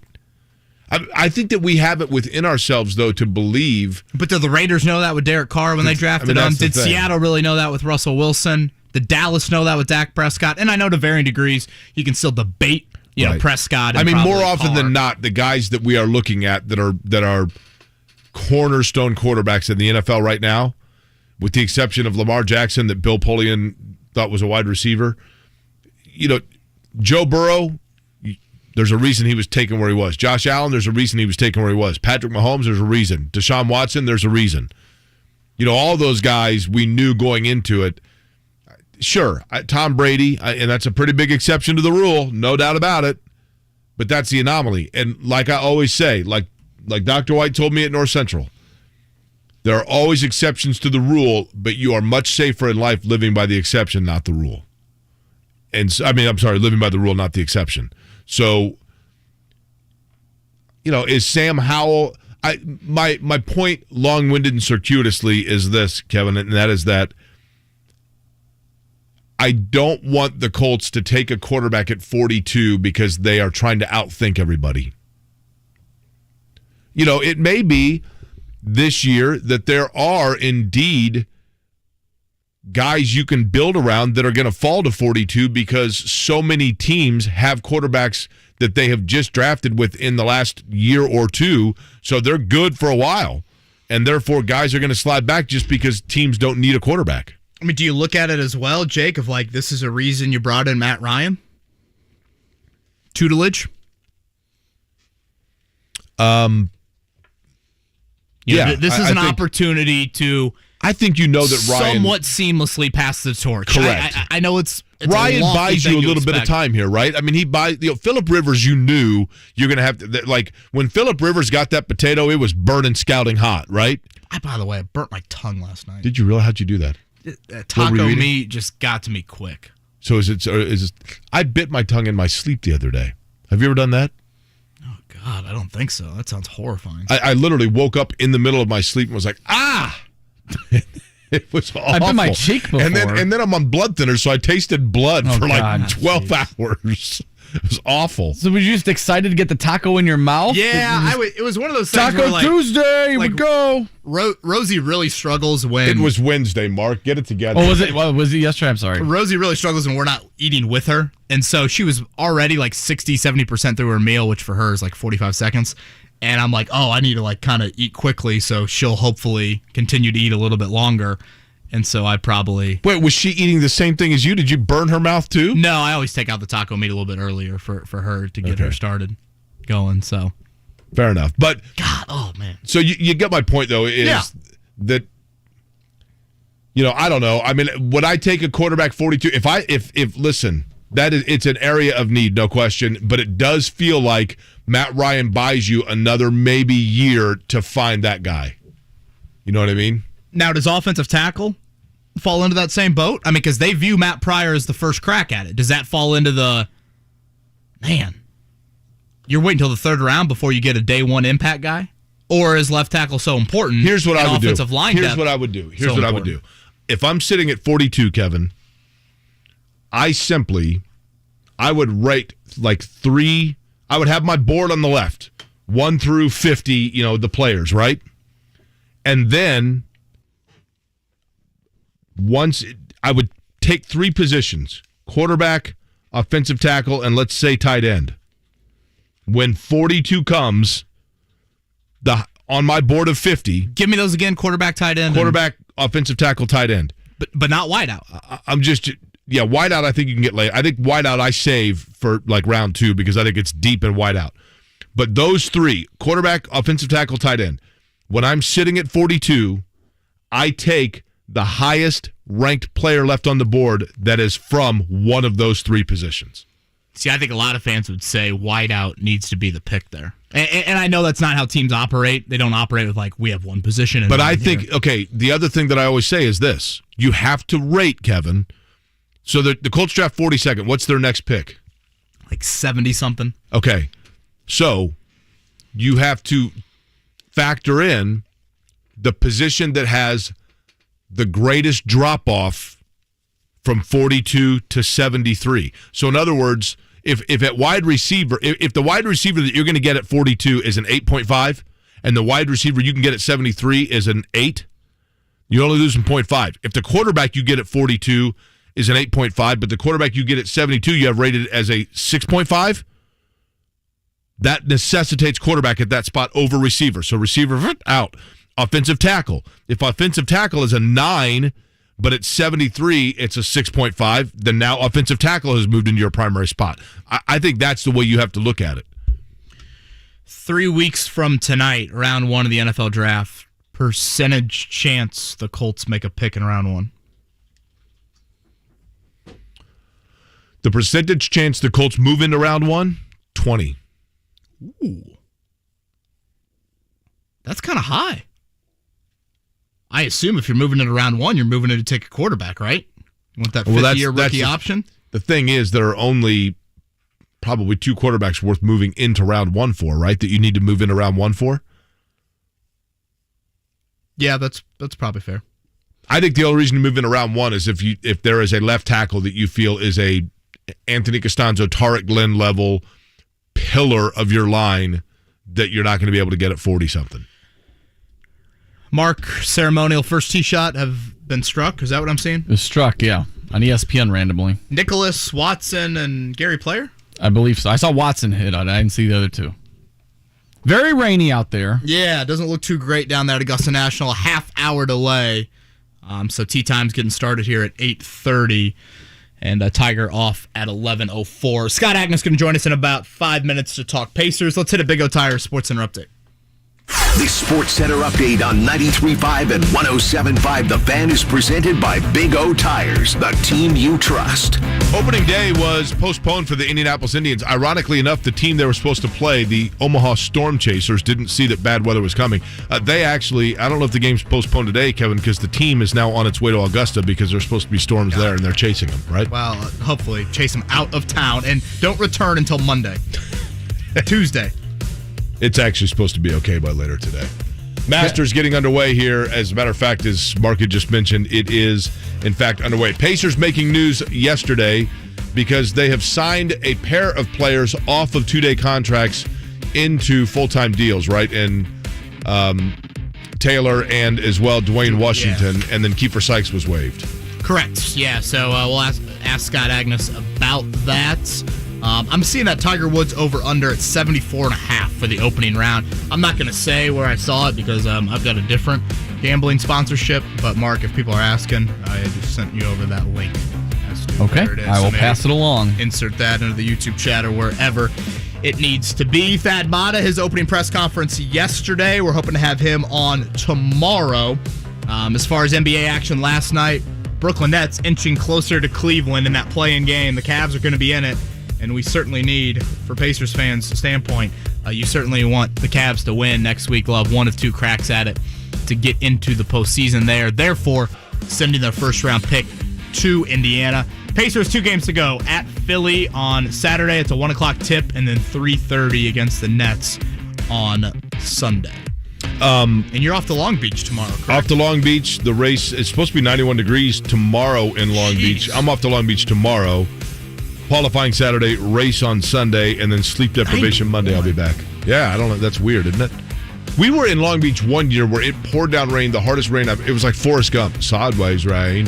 The hardest rain I've ever seen in my life was in Long Beach, California. I thought you were going British accent there for a second.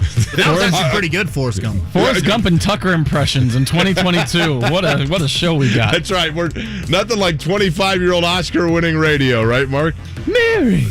Entertainment and education. Is that what we're going for? Well, antiquated now. It's antiquated entertainment, I think is where we're going with that, right? Scott Agness joins us in 5 minutes. Talk Pacers. Mercifully. Big O Tires is locally owned and operated with the lowest price on every tire every day, plus online appointment scheduling and financing made easy. Big O Tires, the team you trust. Golf's first major is a tradition unlike any other, and now you can bet on who you think will take home the green jacket on FanDuel Sportsbook. Hey, it's Mark from Kevin and Query. Right now, new customers can get 30-1 odds on Jordan Spieth, Rory McIlroy, or Dustin Johnson to make the cut at Augusta.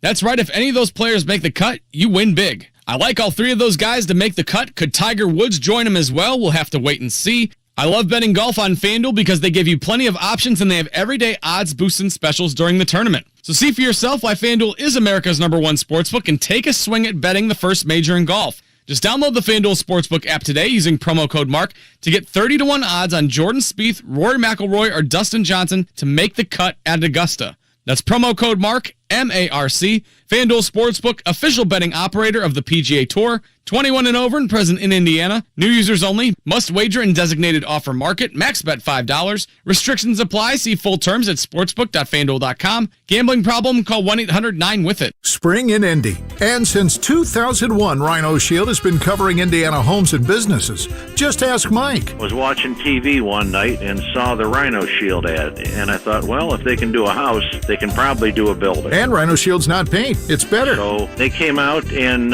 they gave me a price, showed me how the Rhino works, how it lasts, and how the guarantee works. Business owners, you too can get the 25-year protection of Rhino Shield right now for 15% off the regular price. They started on the building. They waited for us to leave, and they worked Saturday and Sunday so they wouldn't affect our business at all. This was the great part of it. I came back Sunday night, and you couldn't even tell they were here. There was no paint on the ground. They did a fantastic job. Here's owner Shane Smith. This offer is limited, so call me at 888-RHINO-41. That's 888-RHINO-41. Don't paint. Don't vinyl. Go Rhino. Hey, don't vinyl, go Rhino Shield. Never paint your house again. Rhino Shield. Jake Query here. Recently I returned to college to finish my degree, and I encourage you to join me. Whether you're like me and life simply got in the way, or you never went to college at all, Indiana offers financial assistance for those ready to move forward. If I can do it, I know you can too. If you're looking for a better job or doing it for your family, Indiana has grants to pay for over 150 certificates in high-wage industries. You're sure to find a tuition-free option that fits you. To apply, visit nextleveljobs.org today. Sponsored by the Indiana Commission for Higher Education. That's nextleveljobs.org.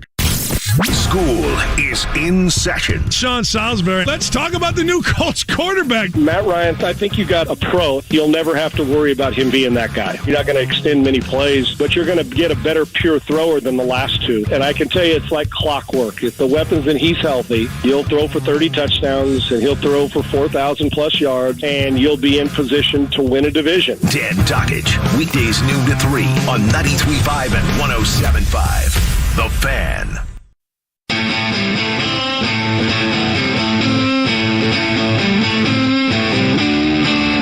It's Kevin and Query on 93.5 and 107.5. The Fan. 8:30 here on Kevin and Query.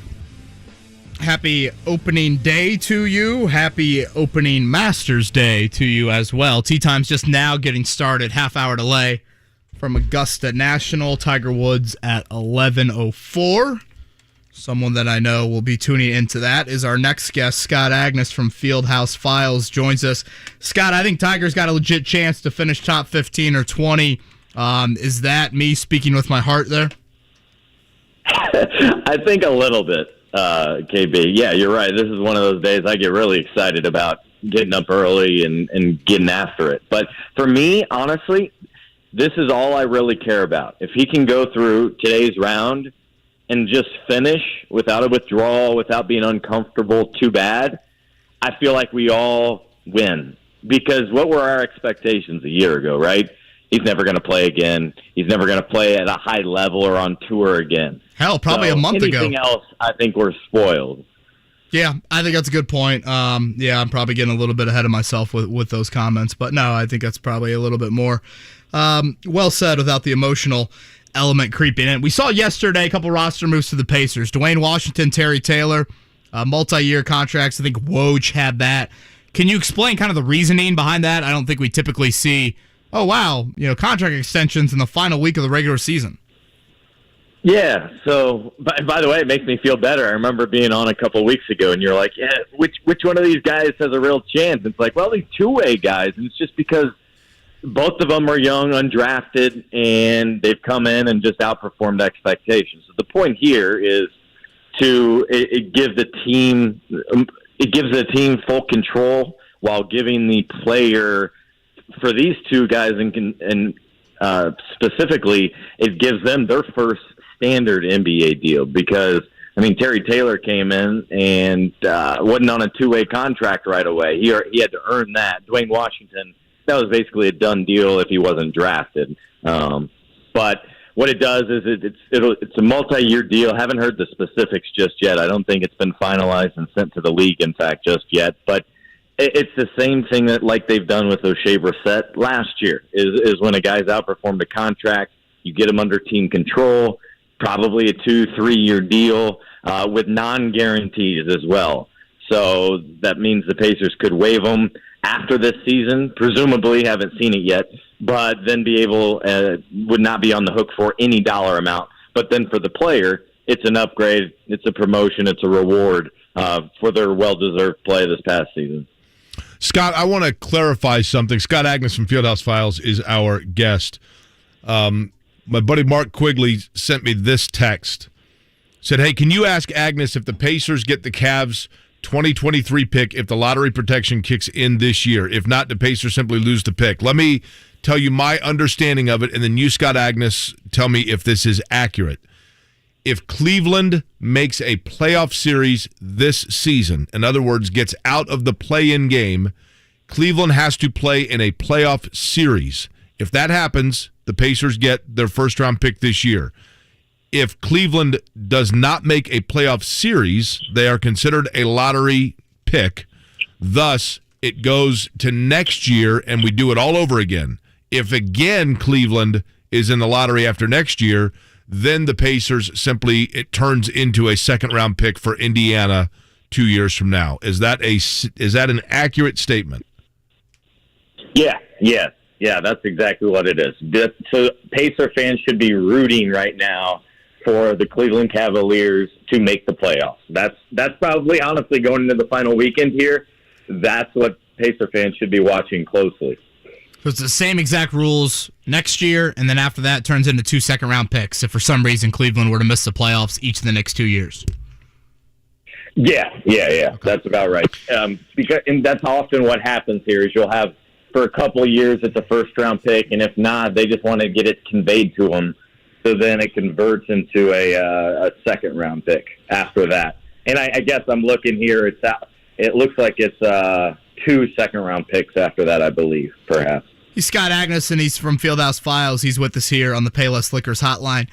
Scott, put the draft to the side for a second. Most important decision for the franchise this offseason, non-draft related? I think it starts at the front office. This is probably a story I'll post next week, but this is probably the biggest offseason in, since 1989. Go back to that last time they had a top 10 draft. Who do you trust? Who should be running this franchise to make the decisions at this point? And it kind of goes back to our conversations last offseason as well. But I think that's your number one thing. So who has more say, Kevin or Carlisle? Is that kind of what you're getting at?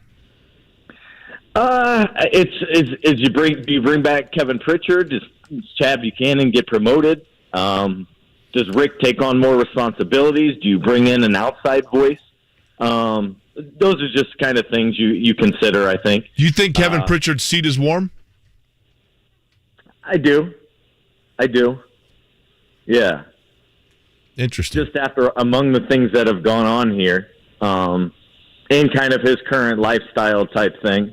But no, I think you just start right there at the top, and we're going to hear, I think, Monday right away from Rick Carlisle and the players with just exit interviews. Can you elaborate on current lifestyle type thing? He's away from the team a lot. He has a second home in Florida, and I don't know if Pacer fans know this a lot, but he's not exactly around all the time. So whenever you talk to and as a team president, you're the final decision maker in most cases. The GM does more of the, let's say, call it legwork. You talk to a player, they usually hear from Chad Buchanan first. And so that's the day-to-day guy that's traveling around the team. I haven't been on the road this season, but I'd be curious how many games that he went to versus Chad and just the level of involvement there. Do you think he's fully respected, talking about Kevin Pritchard, fully respected by the locker room? I think I'm going to say the same thing I said last time, is because we're not in that locker room, it's just too difficult to fully gauge that question. And hopefully we get back, by the way, because KB, I'm jealous of you guys in the NFL getting back. Yeah, the NFL's already announced the open locker rooms. Every league but the NBA right now. So, and that's where you can really, Jay, survey a locker room truly, because even if you text a guy or call, they're worried. Is this guy recording it, or is this text going to come back to haunt me, or those types of things. That's where you truly have to value that one-to-one in-person conversation. Scott Agness from Fieldhouse Files is with us here. Non-draft, non-Pritchard, Buchanan, Carlisle sort of debate. What is the most important decision? I guess it's kind of what I asked earlier, but I'm getting more at like Brogdon, Turner, Hield. Where do you think the most important decision this offseason, maybe the most indecision, the most uncertainty lies with those three guys that are all under contract, but you would think there are some decisions that have to be made with one, if not all of them. Yeah, let's go with Myles Turner first because he's entering a contract year, not completely healthy just yet, and actually Rick revealed a couple days ago that if this season, basically using my words, if this season basically mattered and he pushed to get back, he could not have, even though they had already shut him down, versus T.J. McConnell tried to ramp it up, and he was able to come back. But T.J. being just a hand, and while it was surgery rehab, it was a relatively minor issue. With Myles' foot, Rick was saying that he would not have been able to finish even if they ramped up and really pushed it to go. So this offseason, I think you really do have to trade Myles, and if not, or if not, you got to give him a contract extension. I just think it's difficult to run into next season with him being on that contract year. And I know, KB, you've been the big advocate because what's his trade value look like if the next team, if you do decide to move him, only has him under control for maybe that final year. But that's probably decision number one. Moving Malcolm makes all kinds of sense. He's healthy going into this offseason finally, which is an outstanding news for the Pacers. And other teams will know what his contract exactly looks like for the next several years through 2025. Then you can make your work your way down the roster, looking at the draft picks, like Jake was saying, do you have Cleveland's pick? Because if so, it is a mega off season for this team. If they have picked something like 5 and 17 or 19, in Houston, by the way, I think it's still on track to be 31. So that would be a huge deal for this team. Scott, when you look at the roster right now, how many untouchables are there? I personally think there are two. Who do you think those two are, in my opinion?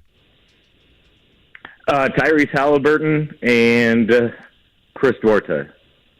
Okay. Duarte's hard to argue, although I think I look at Duarte and I think, you know what? If Duarte's one of your top 3 players on the floor, you're probably 25 and 50. But if Duarte's a guy that is a rotational piece for you, you're really good, right? I mean, I think he's a really good, versatile player. I don't know that he is a straw mixing the drink player. I can't disagree with you that he is worth holding on to. The other one I would say, and I wanted your thought on this, is Isaiah Jackson. I think he has a world of potential, and I think Rick Carlisle loves him. Loves him. Yeah, that would have been the next guy I would have mentioned as well. But I was just thinking right away towards that backcourt and what they have moving forward. Buddy, I could absolutely see being part of that. Or I could see them say, hey, look, he's a little older. Let's get a little younger. We can actually turn him into this and this. Let's proceed with that. But Buddy's been great, and I think you can never have too much shooting, pace, a great foul shooter. But, yeah, you're right. And you can kind of just tell just based on rotations and minutes played of who Rick really likes and prioritizes. So, yeah, I completely agree with the Isaiah Jackson assessment. Scott, last one for me, and again, Fieldhouse Files Scott Agness. He'll have great coverage in what is arguably the most important offseason this franchise has had in multiple decades. This is probably a hard one to really, quantify, but covering the Colts, I think I have a general idea of what Chris Ballard is looking for in draft prospects. We know the character thing. He's a big trait guy. The measurables and the testing numbers really mean a lot to him. Again, it's a little bit easier in the NFL than the NBA, but do you have kind of any idea of what exactly Kevin Pritchard looks for in the draft? When you're drafting 5 overall, 4 overall, wherever they're going to be, probably doesn't apply to past drafts, but just kind of curious about that. Yeah, for one, this is unfamiliar territory here for this franchise recently. So you almost got to go back to Portland days with Kevin, right? Because they had several top 10 picks in Portland when he was there. Yeah, but I will say for him in particular, he's admitted he's evolved. He's changed in his thinking and a lot of things, I think, and more so probably what he's just referencing is just how he handles a team, valuing continuity and not, making a lot of trades at the trade deadline and giving a team a chance, that type of thing. But I go back to what he said, several different times among the years, is he's trying to find special. He's trying to draft. That's a special guy right there, wherever they are drafting. And so I don't get locked into a position. So, yeah, even if it's a center, you figure it out. But, I mean, man, if they could have their choice, I think what they would really need and thrive off of right now is having that 3-and-D guy. The shooting league, and this team has to be better defensively. Right now it doesn't much matter, but the defense has been a joke the last month in particular, and they're like a bottom 3 team in the league all year long defensively. And that's just not what we're familiar with this franchise. We're used to them showing up, playing hard, and defending, and everything else, depends on the night. But that has not been a staple of the franchise the last couple of years. So I hope to see that change as a result of the personnel that is brought in, whatever it looks like. Maybe Boncaro falls into that group, Scott, but I feel like at the top of the draft, we haven't really seen that kind of high-level 3-and-D wing, 6'7", 6'8", right. Switch about. I don't know. Maybe it seems like when you look at the first 5-6 picks of some of these mock drafts, that sort of player isn't necessarily there. Yeah, no, I think you're exactly right. You just have a lot of playmakers, a lot of scorers, guys that can create their own shot type of thing. But yeah, that's what the next month and a half is going to be about. Is the draft combine, the draft lottery is relevant again for the second time in 2 years, and so. Yeah, there's a lot of names at that top that are all very interesting. If they draft one of these 3D guys, I like everybody in the crowd will have to wear those little paper glasses, and that'll be fun, right? Scott's woken up with us early. He'd love to watch the Masters. And Scott, you're going. The IMAX last time the Pacers drafted in a single-digit draft pick, of course, was George McLeod in 1989. Scott Agness, Fieldhouse Files, a shiny, brand-new $50 bill, just like Bozo the Clown used to give away. If you can, off the top of your head, tell me any of the 3 players that were drafted immediately after George McLeod. No Google. No. I could have told you George McLeod in 89 just because that's I'll remember now forever, but I can't remember who's Glenn Rice. That's my guess. Glenn Rice was selected 4th that year to Michigan. The reason I pointed out is because this shows the crapshoot of the NBA draft, because you can certainly make the argument that George McLeod was a bust. As a matter of fact, the guy that drafted him told me it was his biggest draft mistake. But if you look at the 3 after him, Randy White of Louisiana Tech, and that was only because he was built like Karl Malone and played at the same college. Everybody thought he was the second mailman. Tom Hammonds of Georgia Tech, and at that time, still yet to be Pacer, Pooh Richardson, 10th. Pooh Richardson, by the way, the Pacers felt like George McLeod could play point. He couldn't. They traded for Pooh Richardson, and then they were like, this guy can't play point either. And they ended up with Michael Williams and then ultimately Haywood Workman, et cetera, et cetera. Then after that, Nick Anderson, Mookie Blaylock, who they probably should have taken, Michael Smith, Tim Hardaway. Hardaway would have been decent as well. But that just goes to show, Scott, you just never know, right? You never know. You absolutely don't, but you want swings at the plate, and the Pacers have not had one of those in a long time. Well, and you need swing forwards at this point, too. No question about it. And again, Jabari Smith is my guy, Scott. That's who I say. Okay. I like him as well. Quantity and quality. They've got some swings at it this year for the first time in a long time. National television to close out the year. Scott Agness mentioned that yesterday. Pacers and Nets at 3:30. It's got to be torture for Pacer fans, right? Like, you just want the season to end, and it's like, oh, wait, a national TV game when we don't want it. We're embarrassed by this, Oh, but certainly. That's what happens when you face Durant and company. I did laugh. There was kind of a cool moment between Kyrie Irving and Michael Grady last night after their comeback win over the Knicks. Scott, again, you're going to have awesome coverage. I guess it's the last time we're talking to you until the season ends. So thank you for hopping on pretty much every Thursday with us all season long, which I know has been a trying year and probably a little bit of a redundant year over the last couple of months in terms of trying to create content. So I appreciate that and looking forward to the offseason. My pleasure, guys. Thanks for having me on. Scott Agness right there on the Payless Liquors hotline. They're underway at Augusta National. The first couple groups are off. We'll update you on that. And Will Carroll in 10 minutes to talk MLB opening day. Switch to Spectrum Mobile and get unlimited data for only $29.99 per month each when you get 2 or more lines. You could save hundreds on your mobile bill. Plus, there are no added taxes, hidden fees, and no contracts. Try the Spectrum Mobile Savings Calculator today, and in 3 easy steps, you'll see how much you could save. Visit SpectrumMobile.com/save. Offer valid for new customers on 2 or more unlimited lines. Spectrum Internet required. Restrictions apply. Visit SpectrumMobile.com for details. Hey there, it's Jake Query here. You know, exciting stock car racing returns to the Southeast Side. Returning to the Southeast Side on Sunday, as a matter of fact, at the Tom Wood Group Indianapolis Speedrome, powered by Lincoln Tech. This Sunday, it's another great day of family-friendly racing action. That's the big thing.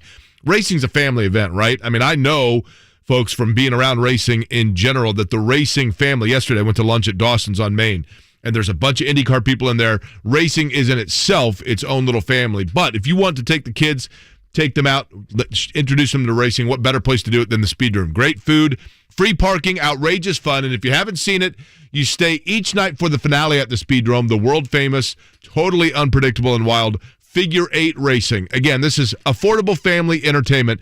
You can't beat the deal because adult ticket prices are just $10.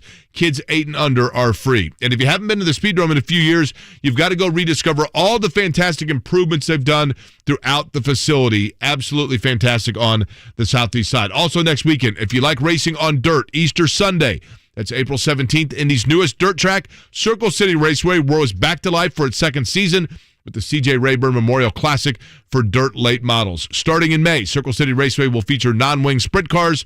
This year, they will be there, and you can find out more about that at CircleCityRaceway.com. Again, CircleCityRaceway.com if you're talking dirt. If not, Indianapolis Speedrome or both, and Circle City Raceway, your Indianapolis racing destinations. We buy any car. We buy any car. We buy any car. Any. Did you know trading in your car at a dealer could cost you money? A recent study found consumers who trade in their car pay an average of $990 more. So don't trade in. Sell it to We Buy Any Car. Learn more and get your free online valuation now at WeBuyAnyCar.com. Find out how much your car's worth at We Buy Any Car. Hubler has it. Savings. Hubler has it. Choices. Hubler really does have it all. All of our pre-owned vehicles are Hubler Q certified, which include a 128-point vehicle inspection, a free Carfax vehicle history report, and 2 warranties. A 2-year, 100,000-mile powertrain warranty, and a 30-day, 1,000-mile comprehensive warranty. Visit any of our 13 locations today, or click drivehubler.com. Hubler has it all. You know, many people my age who went to college, they'll do something great in the future. But I'm doing something great now. If you like seeing what you accomplish every day, why not make that your career instead of a desk job? I know a lot of people without any direction. Well, my direction is up while I help build this high-rise. Your training is free, so you learn while you earn. My friends finished their degree in 4 years. That's about what it took for us to finish laying down about a dozen new roads. Careers as a union laborer are rewarding and ready now. As a member of Laborers Local 120, you'll earn good pay and benefits with lots of job choices. I do pipeline work. I'm a concrete finisher. I lay miles and miles of asphalt. This is Ward Daniels, business manager of Laborers Local 120. Joining us can lead to a satisfying career for you or someone you know. So join us. Join us. Join us. We are now accepting qualified apprentices and journeymen. Visit labors120.com to apply. Join Daytona 500 champion Ryan Newman at Donate Life Day at Cabela's in Noblesville from 10 a.m. to 2 p.m. on Saturday, April 16th. Come for free family fun and games, plus an autograph session with Ryan Newman. You can win prizes and free gear, and sign up to be an organ and tissue donor. Learn more at DonateLifeIndiana.org and see you from 10 a.m. to 2 p.m. on Saturday, April 16th at Cabela's in Noblesville. Baseball's opening day as the Atlanta Braves host the Cincinnati Reds tonight at 7:30 on 93.5 and 107.5 The Fan.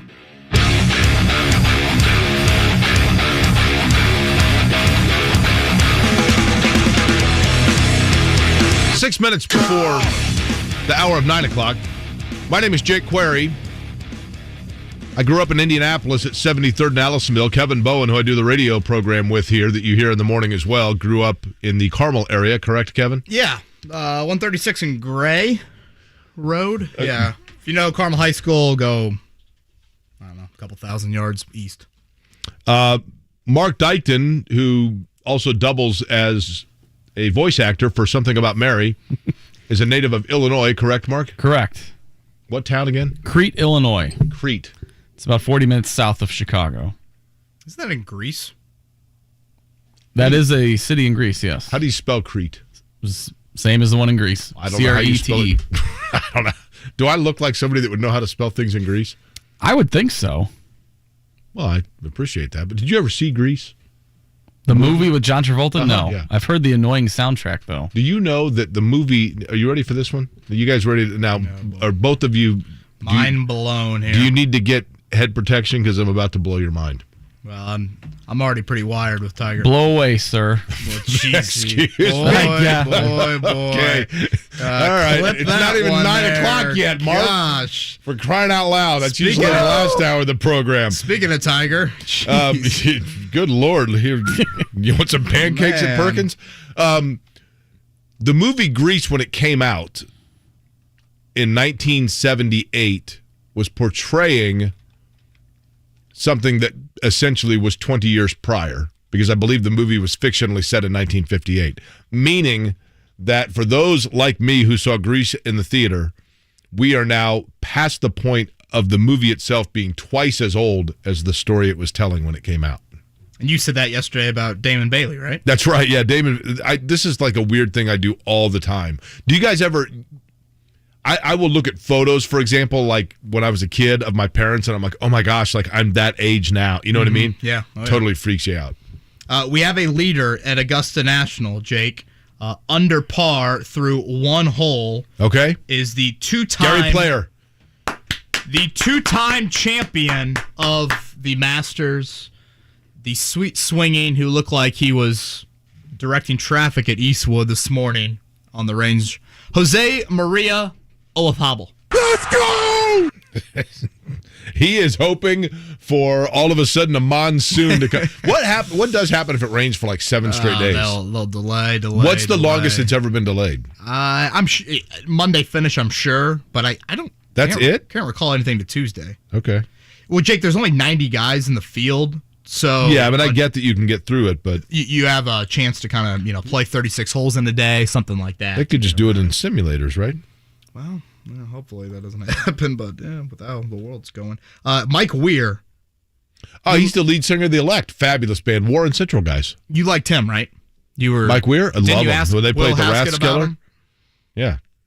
Mike Weir with a double bogey on the first hole. Really? So, yeah. Is he already out? Not a great start for the Southpaw Mike Weir, defending champ as well. So we've got a lot of those people out on the golf course right now. 5 people through the first hole. When does Sandy Lyle teeing off? Sandy, I think, is kind of the middle of the day. They're just like, all right, everybody go to lunch. Sandy Lyle's on the first tee. Here he comes. That's kind of how they treat Whatever Sandy. happened to that Craig Statler? Oh, yeah. Jolly. The Walrus. Yeah. Yeah, big dude. I liked him. I think he stopped playing probably a handful of years ago. Who's the most random Masters champion of the last 40 years? Danny Willett. He's probably not that random. Trevor Immelman. Those names ring a bell? Yeah, who was the guy? Wasn't there just somebody a couple years ago that was like, whoa, like completely out of left field? I mean, Willett as a name was, but like he was decently ranked in the world. I would say Trevor Immelman. I want to say he won in like him or Zach Johnson. 06. But Zach Johnson, went on to win a British Open. How many? Immelman to me. Charles Schwartzel, how big was he?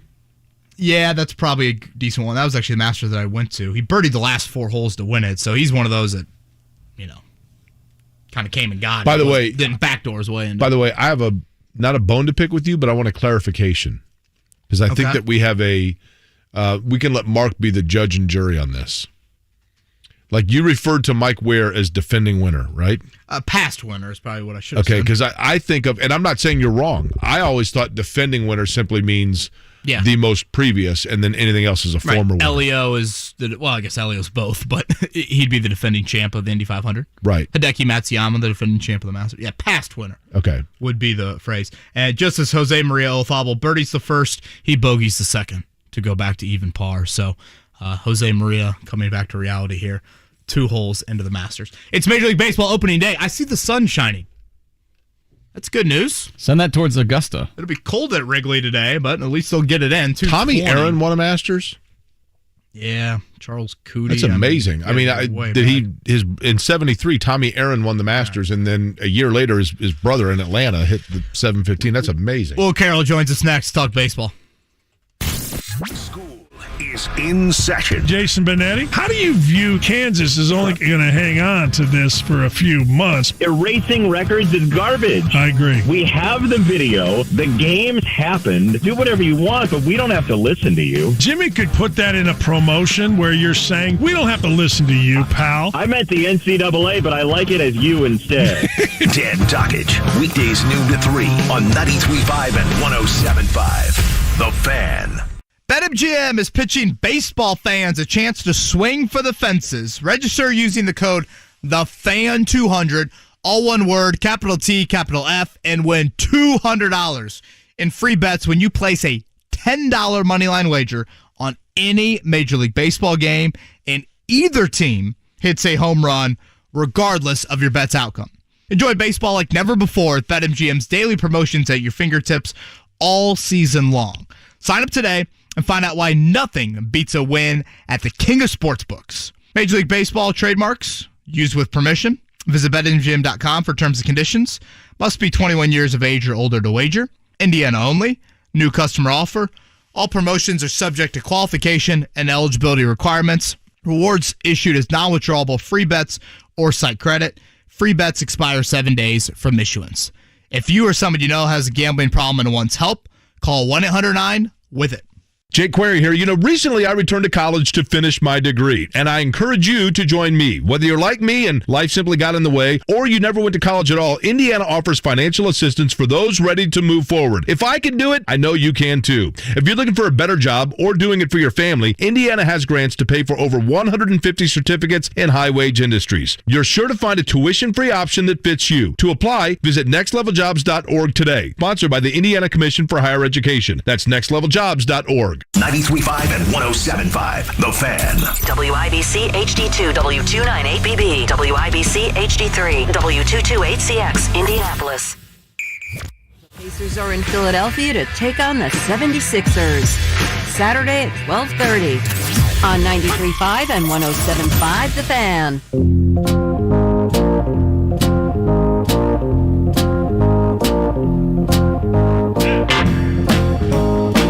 Listening to Kevin and Query on 93.5 and 107.5. The Fan. Yeah, hearing that certainly gets me ready for opening day around Major League Baseball. A couple of postponements, but nothing too crazy. I know the Tigers, Tucker Barnhart, we had him on yesterday. They'll get their season started tomorrow, hosting the White Sox. And Will Carroll joins us right now on Kevin and Query, the injury expert. Got a new book out, The Science of Baseball. We'll talk about that with Will as well. Will, are we excited, relieved? Where are we at right now with kind of a wild past couple months with Major League Baseball?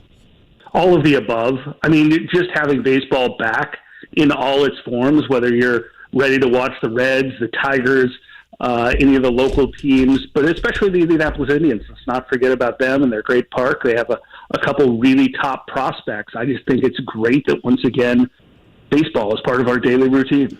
I don't want to harp on it too much, Will, but for you, what was the most frustrating part of the lingering lockout? Oh, that Rob Manfred still exists. I mean, at this point, this is easily the worst commissioner in the history of baseball, and when you think back on that history, that's pretty tough company to leap over. But he's done it, and he's done it with aplomb, and I think the owners will be getting rid of him fairly soon now that he's done the job of taking the heat for what they've done. So we can send Rob Manfred, and then you said Tiger Woods after 2 holes, Jake. We can send both of them That's to right. Yep. Guantanamo Bay? Yep. That's right. No, the Guantanamo Bay is for all the idiots that yell mashed potatoes. Oh, gotcha. Okay. Yeah. I'm with you, Jake. Thank you, Will. I knew you would be. Hey, how bad are the Reds going to suck? Not as bad as you think. I've heard a couple people say that. Yeah, it's how good could they have been? If they kept a couple people around, that would have been good. The trade with the Mariners was just absolute robbery. That was the best they could get, though. And if the ownership, who decides that they have to make a bigger profit, that hey, look at how much money the Pirates are making, let's emulate that. Not the best thing, but it's kind of crazy. They've got some pitching injuries. Luis Castillo, their best pitcher, who they kept, is hurt, and Mike Minor, who they traded for to solidify the rotation, another smart trade by Nick Krall. He's hurt too. They'll both be back in May, but that leaves room for a young kid named Nick Lodolo, who is the second best pitching prospect. The best is Hunter Green, who's making his debut this week and throws an easy 102. So he's going to be fun to watch. I think it actually maybe makes them better that they have those injuries. Not that Minor or Castillo are bad, but they've got some depth there. The thing is, the NL Central is going to be just downright awful. It's the Brewers head and shoulder above everybody else. The Cardinals are having, kind of a class reunion. The Pirates are even worse than they were last year. And the Cubs, I don't know what the Cubs are doing. They dump all the guys who won the World Series mostly. They let guys walk, and then they spend $75 million on a really good Japanese outfielder. By the way, we've got the Reds and Braves tonight. Our coverage will begin at 7:30 here on The Fan. Will Carroll, the injury expert, with us on the Payless Liquors hotline. Will, more wide open, AL or NL this year? Both. I don't think there's any one team that's going to run away with things. I think the Dodgers certainly are everybody's favorite and should be. That is a ridiculously talented team with more people coming. I think I talked to more scouts who saw Bobby Miller. It's a name most people probably don't know, but once again, here's another prospect out of the Dodgers organization throwing 100 miles an hour. He came out and just in his first batter in the Freeway Series, he made Shohei Ohtani look crazy. Ohtani just walking back to the dugout, shaking his head, is not something we're used to seeing, but that's what Miller did. He's kind of a creation of the times. I don't know how many guys we're going to see throw 100, 102, 103 this year, but it's pretty much table stakes at this point. Will, I'm going to go completely out of left field. By the way, do you know where that phrase came from, Will? I actually do know where the phrase came from, out of left field. Do you know that? I don't know that one. Go ahead. There was some park, in yesteryear, like in the 1910 or whatever. Mm-hmm. There was a park somewhere that beyond the left field wall, the stadium, I hate to say it this way, but it was near a mental hospital, and people would hear like the joke off of left field was like, oh yeah, then some guy came out of left field and there were weird noises coming out of left field. And that's where it began. But anyway, so this question out of left field. I think that a lot of people in Indianapolis are kind of just casual passerby baseball fans because we don't have a team here, obviously. Yeah. Look, obviously, most people that are sports fans in this area have been to Wrigley and they've been to Cincinnati. So if you take those off the board, if you were going to suggest to somebody a quick, take in a game road trip, and you had to choose for them between Milwaukee, I'll go with the White Sox Stadium, St. Louis, Pittsburgh, Cleveland, and Detroit. Which do you think is the best stadium experience? Stadium by far is PNC. PNC is still the best stadium in all of Major League Baseball. Yeah, Pittsburgh Stadium, right on the river. You can see it. Everything that's good about that park is what Cincinnati did wrong. They're both downtown parks on the river, but in Pittsburgh you can actually see downtown and the river from most seats. The downside is the team in there. I think Detroit is really, really underrated. That park And that team is really kind of on the up. So, and it's kind of in a Detroit Stadium is kind of in a cool area there, right? Where there's a couple restaurants and bars right there, Ford Field, the Fox Theater, downtown. all right there. Yeah.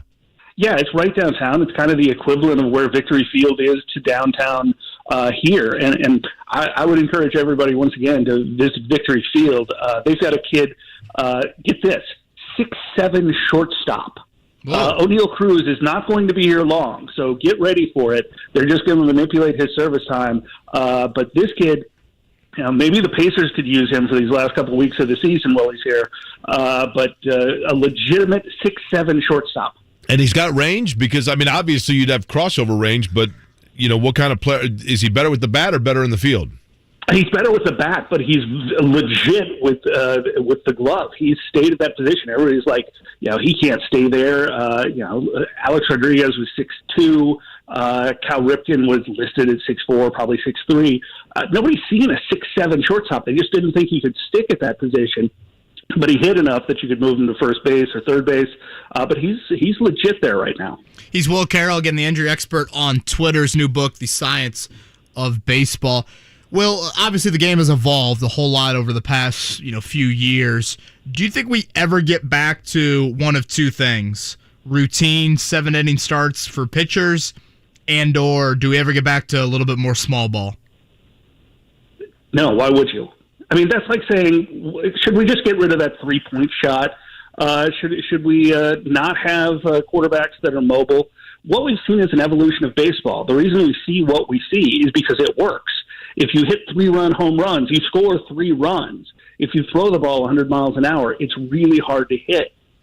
So the things that the old-timers and the purists say they don't like are exactly the things that win. It's like saying Babe Ruth, all that home run hitting really held him back. It didn't. It made him one of the greatest athletes of all time. I mean, how many other players do we still talk about that played in the 1920s? No, we're not going to see baseball go backwards. I hope Rob Manfred keeps getting to make some rules, but I think next commissioner, Theo Epstein, will take care of that. Will, in your opinion, Will Carroll's our guest. He's on the Payless. Theo Epstein's going to be the next commish? Yes. Is that something I should know, or is this just you? No. It's just been in the works. I mean, Manfred's the worst commissioner in the history of baseball, and Theo Epstein's put himself in position. He's well known. Look, if you can turn around the Cubs, you can probably turn around the commissioner's office. So so on a 1 to 10 scale, is that you making a prediction, or like how legitimately, and I don't mean that came off the wrong way to discredit you. I'm saying you're just shooting that as a lark, or you're saying, no, I'm telling you this is going to happen? I'm telling you there's going to be a new commissioner in the next 2 years. I'm telling you he's the most likely candidate. The other one's Steve Greenberg, who was formerly a commissioner and works for the bank that sells all the teams. And we've got 2 teams up for sale right now. So, I'll predict it, but it's not like it's actively, it's not like he's the heir apparent by any stretch. Manfred's doing everything he can to hang on to his job. The 2 up for sale are who?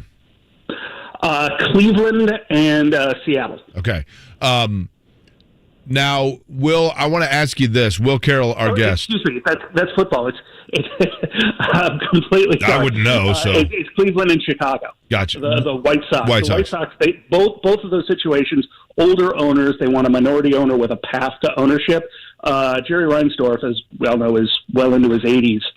And with owning both the White Sox and the Bulls, the tax situation, they can't keep both, so they're going to sell the White Sox. Gotcha. Okay. When you look at teams like the Yankees and the Red Sox, at the Dodgers to an extent, that get in, they have the capital to get into arms races and accumulate who they'd like.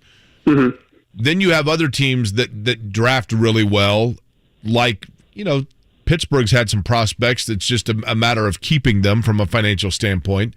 If you were to mix the two, a team that scouts and drafts really well, but also maintains their own and does a nice job with free agency, all of those things considered, the best run front office is who? Los Angeles. The Dodgers by far. They took Andrew Friedman out of Tampa Bay, who really kind of built that system that's the ultimate small ball team. They don't have a lot of money to spend. They don't have the biggest fan base. They don't keep players a long time, but they managed to win and put themselves in position to win. They haven't gotten over the top just yet, but they're there every single year, and usually with new, cheap players.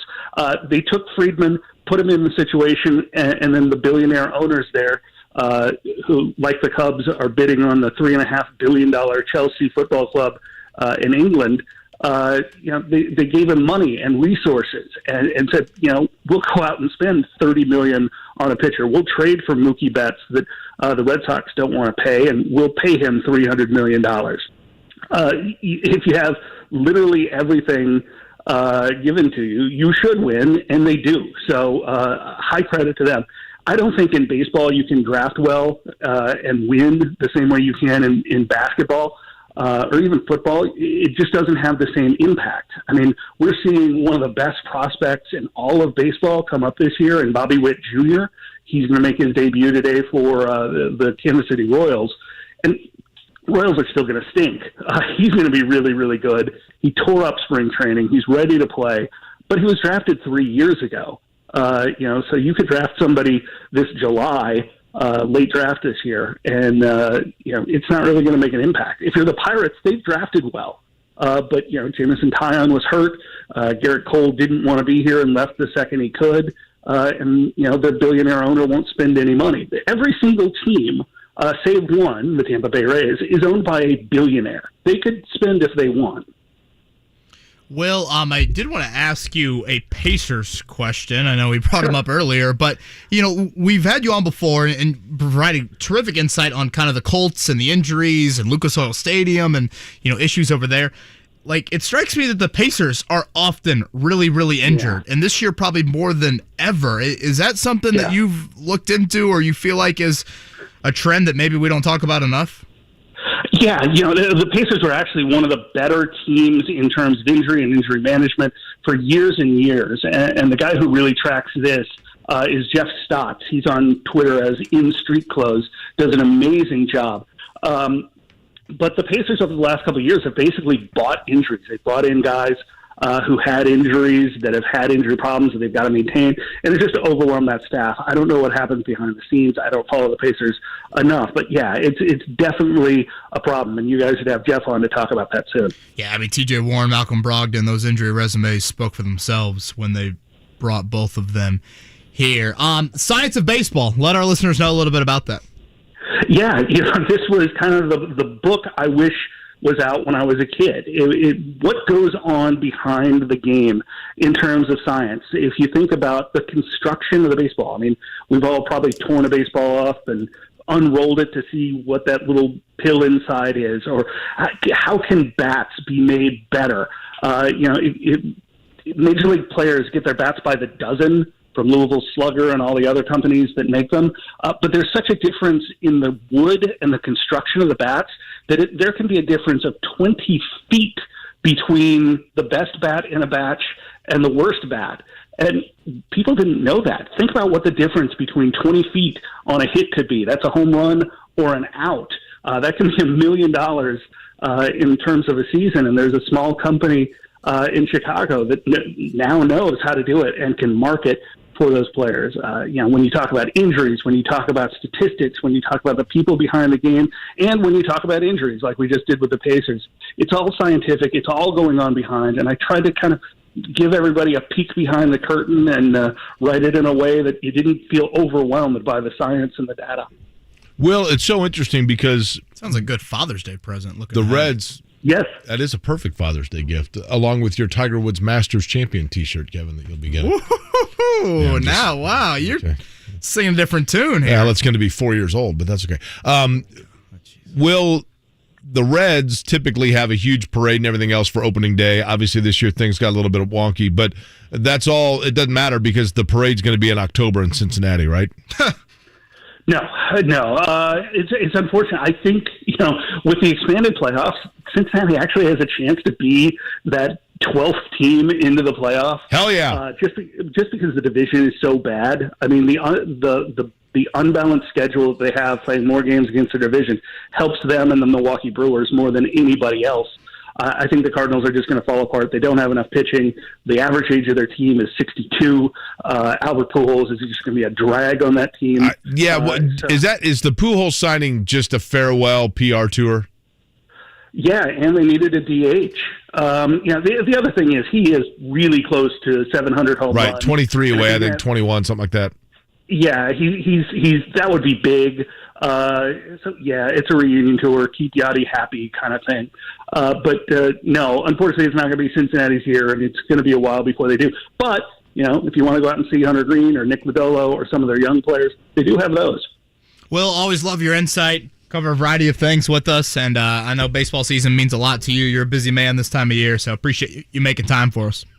Hey, thanks a lot. And if you want to get a copy of Science of Baseball, you can buy those anywhere. But I'll be doing a book signing at Wild Geese Bookshop in Franklin on Sunday evening at 5 o'clock. Nice. Wild Geese in Franklin, you said? Sunday? Yes. Yeah, Sunday at 5. Awesome. Thank you, Will. Appreciate it. That Wild Geese, Thanks, they do two lines that actually they merge into like a V at the Wild Geese bookstore, just so you know, for the book signing. Do you know why they fly like that, by the way, Kevin? They fly together. It's what Bombay always said in the movie. But do you know why the very front one, you know why they do it? I do not. The front one's got the map. They all just follow right behind. It's all aerodynamics, too, buddy. It's all aerodynamics. Are we supposed to... They have one of those triptychs that I was talking to you about from a few weeks ago. The one guy's like, hang on, the folks at AAA highlighted here and said there's an issue coming up. We have 11 players on the course at Augusta National. We have one under par. Jake, you care to guess who that one Justin individual Rose. is? He's a South African fella. He's a lefty. Lefties tend to Musk. do well at Augusta National. Garrick Higo. Oh, I'm a huge fan of his. Speaking of lefty, where's Phil? Phil is that's a complicated one. Yeah. Phil said some stuff that he probably shouldn't have said. Where'd he go? He's just removed himself from... He's on a milk carton right now. Yeah, he is. A couple guys over par, J.J. Spahn, Mike Weir, a lot of people at even. Again, Tiger Woods, 11:04. But looks like the weather clearing up down there at Augusta. They had to delay things by a half hour. But they are underway in round one. Let's do a Big O Tires Sportscenter update. The SportsCenter update on 93.5 and 107.5 The Fan is presented by Big O Tires, the team you trust. Indianapolis Indians had their season opener on Tuesday. Then yesterday, the Omaha Storm Chasers saw a storm that they liked. So they decided to go ahead and chase that. So tonight they have a doubleheader to make up for the fact they did not play yesterday. But it looks like, at least all indications are right now, it could be a good day for baseball. You like that joke, don't you? The Storm Chase? I can't get enough. I can use it all year. Despite his hatred for Twister, he likes that joke. That movie was on yesterday, by the way. It's on every day. Horrible. It's on every day. You were watching a lot of movies horrible. yesterday. Yeah, I took a nap and then I got up and I'm like, what's on? 16 Candles was on, and then I seriously bypassed Twister because that is honestly, Twister and Independence Day are on every single day. Independence Day is also awful. Forrest Gump is on every weekend. Yeah, well, Shawshank usually is on a lot too, that's right? That's true too. I've never seen the beginning of that movie. I always catch like of what? Shawshank. I've never seen the beginning to end. Every time it's on TV, I miss like the first 5 minutes. I'm always like, he's already in jail. What happened? Okay. I'm lost. We're hoping to have Thad Matta on tomorrow. Yesterday, he met the media and the public at Hinkle Fieldhouse. They introduced him. I think a curious question is his time at Indiana University last year. Thad Matta on that yesterday. I think from the standpoint of sitting in meetings and watching practice and learn just an inordinate amount of basketball from Woody, and that kind of got me going again. Just in terms of, I would sit and I'd say, now, this is good. If I put my system in and we did what he's doing, gosh, I don't know if anybody's ever going to score on us, type of deal. That's how coaches think. But it was there, but it had to be right. You know how I read that? I interpreted that as, I saw a lot of things and I actually wish I could implement my system, but Mike Woodson didn't listen to me, so I decided to leave. That's what I hear in that. I don't know if that's true or not, but that's certainly how I interpreted it. That's probably fair. You think he got offered that job? Yes. He said he turned down jobs, right? Yeah, it sounds like multiple. Sounds like he's feeling, does it... I'm fascinated to see how he does at Butler. Totally. And listen, I love the guy, and I hope he does well. But, when they talked about, does it really look like I realize he may be feeling better, but it doesn't look like his health is that much different than a year ago when that was the reason, supposedly, that he turned down Indiana. I mean, the missing piece on the resume is the national championship.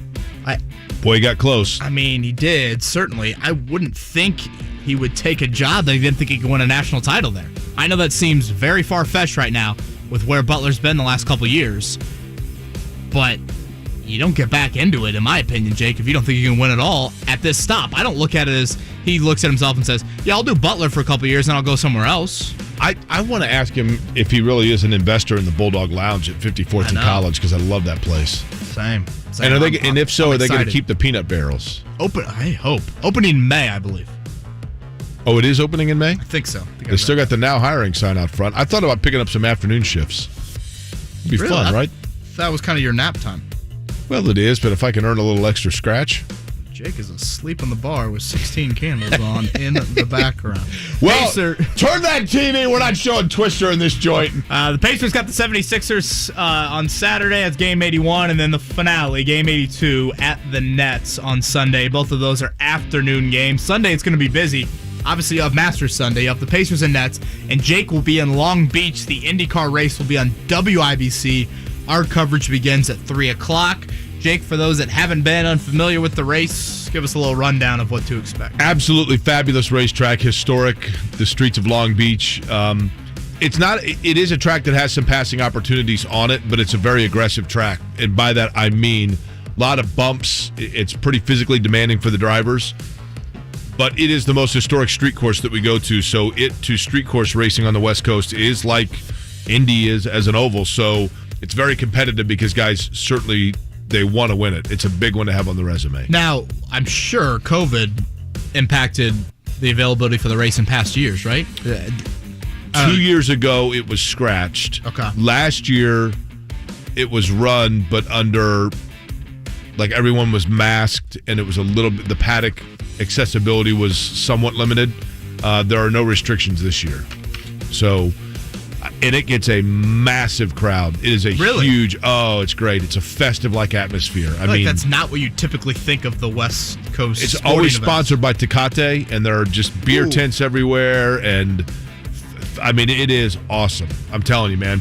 People walking around with turkey legs and drinking beer and hanging out, and the weather's always beautiful and 75 and sunny. That is exactly right, man. I love it. That's awesome. I would not have guessed that. Love the LBC, man. I absolutely love it. So after this, Barber, and then road course in the 500, right? You got it, buddy. After this, Barber, and then the old Indianapolis Motor Speedway two-step. Still have not got word from Bloomington on Trey Jackson-Davis yet and his plans on what he will be doing next season. I know the deadline is approaching a little bit. He's got some time there, but that's obviously something to monitor moving forward. Looks like for Purdue, not really, which is not that shocking, any sort of pro decisions there with that group. But kind of watching that front college basketball-wise as the transfer portal continues to churn. This from Derek, by the way. Hey, guys, I'm a meteorologist, and even I hate Twister. Yeah, it's terrible. Mark, did you like it? No, again, it's okay, but it's not okay. There's nothing okay about it. It's horrible. It was cool when you saw it in the theater 25 years ago. See, it's like saying pickled beets are okay. I think Mark has a very good point of view there. It's like the early kind of dicey movie that you see. Yeah, you see it in theaters. Same with Independence Day. You see it in theaters like, whoa, look at that thing. And then, Independence Day was cool until, the speech at the end. Today, we celebrate our independence. Come on. It is opening day for Major League Baseball. Cubs hosting the Brewers at 2:20. Cardinals hosting the Pirates at 4:15. And as you mentioned earlier, the Reds at the Braves. 7:30, our coverage begins. Scotty rocking a Reds uniform. Is that Billy Hamilton? But here come the Red Legs. Here they come. Here come the Red Legs. Here they come and there they go is what's that's probably what it's going to be. The season this year. When did they stop doing the Reds opening day, Scotty? Well, just bad weather continued year in, year out? We're a week late getting the season started. Oh, so that played into it? This week has been kind of... Got it. So the Reds were going to have opening day in Scotty Cincy, with the look of great chagrin. Then they had to postpone it. So at the Braves for the Reds. And I was surprised, and Will mentioned this. The Reds over under 73.5. The Cubs over under 74.5. I take the under on that one. God, Reds 73.5. It sounds doable, but then you look at the roster and you're like, ugh. Yeah. Especially the pitching staff. White Sox 91.5, Cardinals 84.5, Tigers 77.5 for the local teams. All right, it is pop quiz time. I've not taken a look. Have you, Jake? I looked this morning when I first got here, which means I don't remember anything about it. Okay. We've got tickets to give away as well. Oh, tell us more. Jurassic Quest is coming to town again. It's that Jurassic Park is also awful, by the way. Oh, now that's slander right there. Jurassic Park, come on now. No, Jurassic Quest is coming to Indianapolis, the Indiana State Fairgrounds, once again, largest and most realistic dinosaur exhibit in the country. That's cool. Back to the Indiana State Fairgrounds this weekend, only April 8th through the 10th. Tickets start at $19. You can purchase them at JurassicQuest.com or on site. Fun for the whole family. I'm bringing my girls this weekend. We've got a family 4-pack to give away the next 2 days. I love it. Might have a couple extras, too, that we'll give away during the show at some point, too. But 2 to give away for the pop quiz, 1 today, 1 tomorrow. Perfect. 317-239-1070. A little prize on the line here with the pop quiz. Give us a ring. Big O Tires is locally owned and operated with the lowest price on every tire every day, plus online appointment scheduling and financing made easy. Big O Tires, the team you trust. If you missed your favorite show on The Fan today, no worries. Go to 1075thefan.com and click on our blog section to read up on the most discussed topics of the day. You want to do your own lawn care and pest control, but you're not sure you can get pro results? You can with DoMyOwn.com. They have pro products, the pro knowledge, and pro support you need to use them. DoMyOwn.com for the pro in you. Hey, it's JMV for the absolute best in realty. Mark Diedel at 317-755-4232. That's 317-755-4232. Online, markdiedel.com, markdietel.com today. The absolute best and the only person I would trust if I were putting my house on the market, and the only agent I recommend. Mark Diedel will guarantee multiple offers in 3 days for full market value, or he's going to list it for free.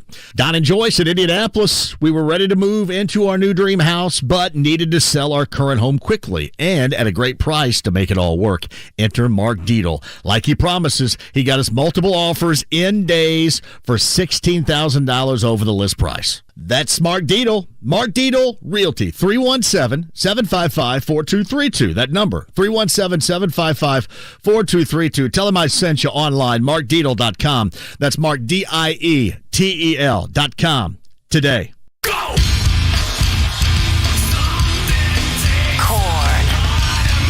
and Evanescence together live on tour this summer. The biggest rock moments in one sensational show. Korn and Evanescence.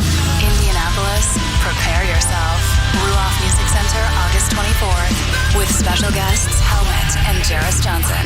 Get tickets this Friday at 10 a.m. at livenation.com. If you're suffering every day with joint pain, stop and listen. You can get real, lasting relief now with natural biologic treatments at QC Kinetics. This is Kevin Bowen, and QC Kinetics is the nation's leader in regenerative solutions that can restore and repair damaged tissue with no surgery and no drugs. This is the relief you've been hoping for your aching hips, knees, shoulder, lower back. The unique protocols at QC Kinetics were created by a physician with years of study in regenerative medicine. They're treating patients every day in hundreds of clinics nationwide with remarkable success, life-changing results, and zero downtime. It's the new, better, smarter, non-surgical, non-invasive way to deal with joint pain. And yes, they're right here ready to help right now. So call for a free consultation and make this spring and summer your best ever with no joint pain holding you back. 463-235-7160. That's 463-235-7160. Switch to Spectrum Mobile and get unlimited data for only $29.99 per month each when you get 2 or more lines. You could save hundreds on your mobile bill. Plus, there are no added taxes, hidden fees, and no contracts. Try the Spectrum Mobile Savings Calculator today, and in 3 easy steps, you'll see how much you could save. Visit SpectrumMobile.com/save. Offer valid for new customers on 2 or more unlimited lines. Spectrum Internet required. Restrictions apply. Visit SpectrumMobile.com for details. The Ride with JMV. Back in the fold as the head coach of the Butler Bulldogs, Thad Matta. How much of that time you spent away from the game, Thad, do you think that you were just done with coaching in general? I don't think I ever thought in my mind I was done. This year being down there at IU kind of sparked a little hunger that, like, hey, I think definitely want to do this again. And this is obviously the perfect situation for Thad Matta. The Ride with JMV. Weekdays 3 till 6. On 93.5 and 107.5. The Fan. Have you studied? Can you handle the pressure? Sharpen your pencils. It's time for the Pop Quiz with Kevin and Query. Brought to you by Jiffy Lube, Indiana's favorite oil change since 1985.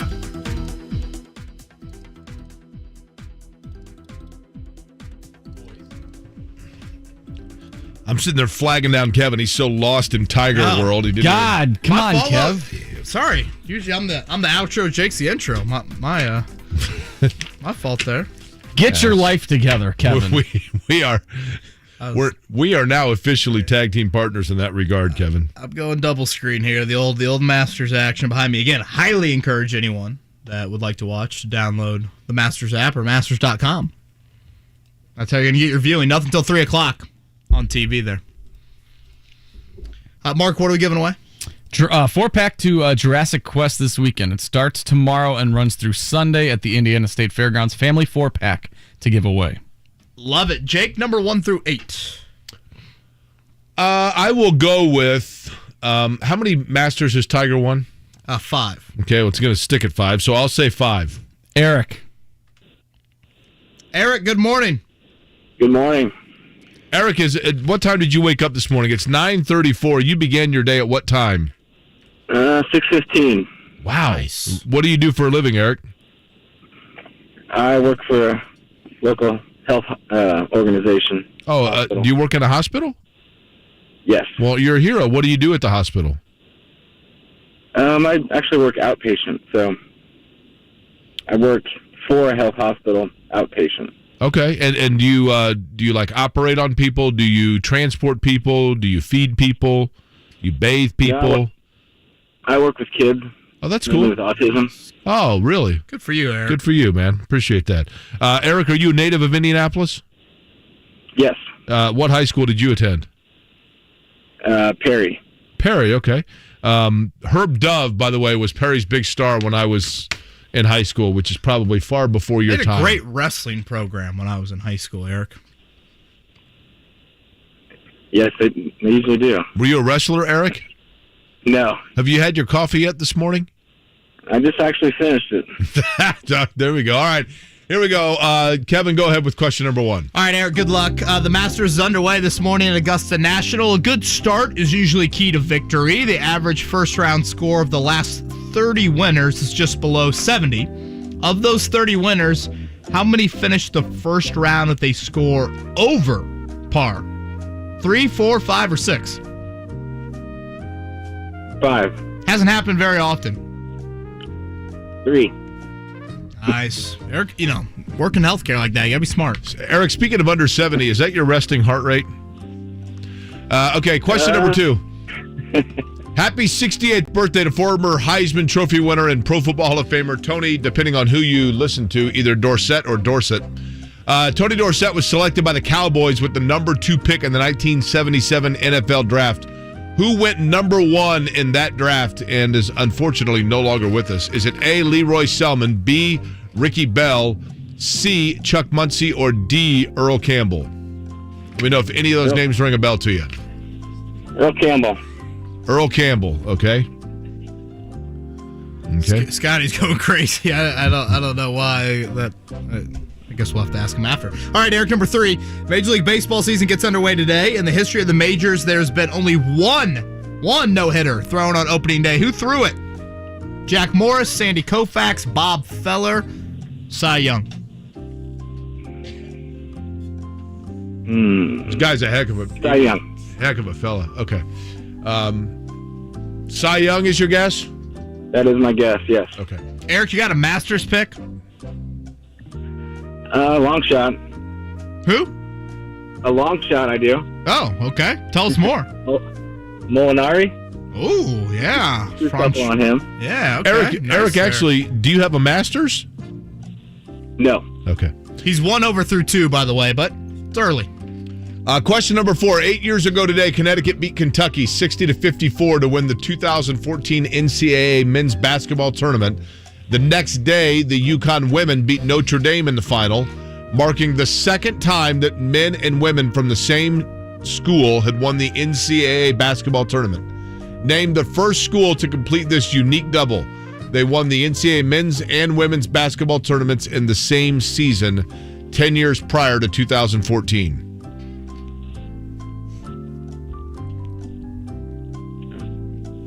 The show's over at 10. Okay. Let's go North Carolina. What if I told you the mascot of this school were dogs with pretty blue eyes?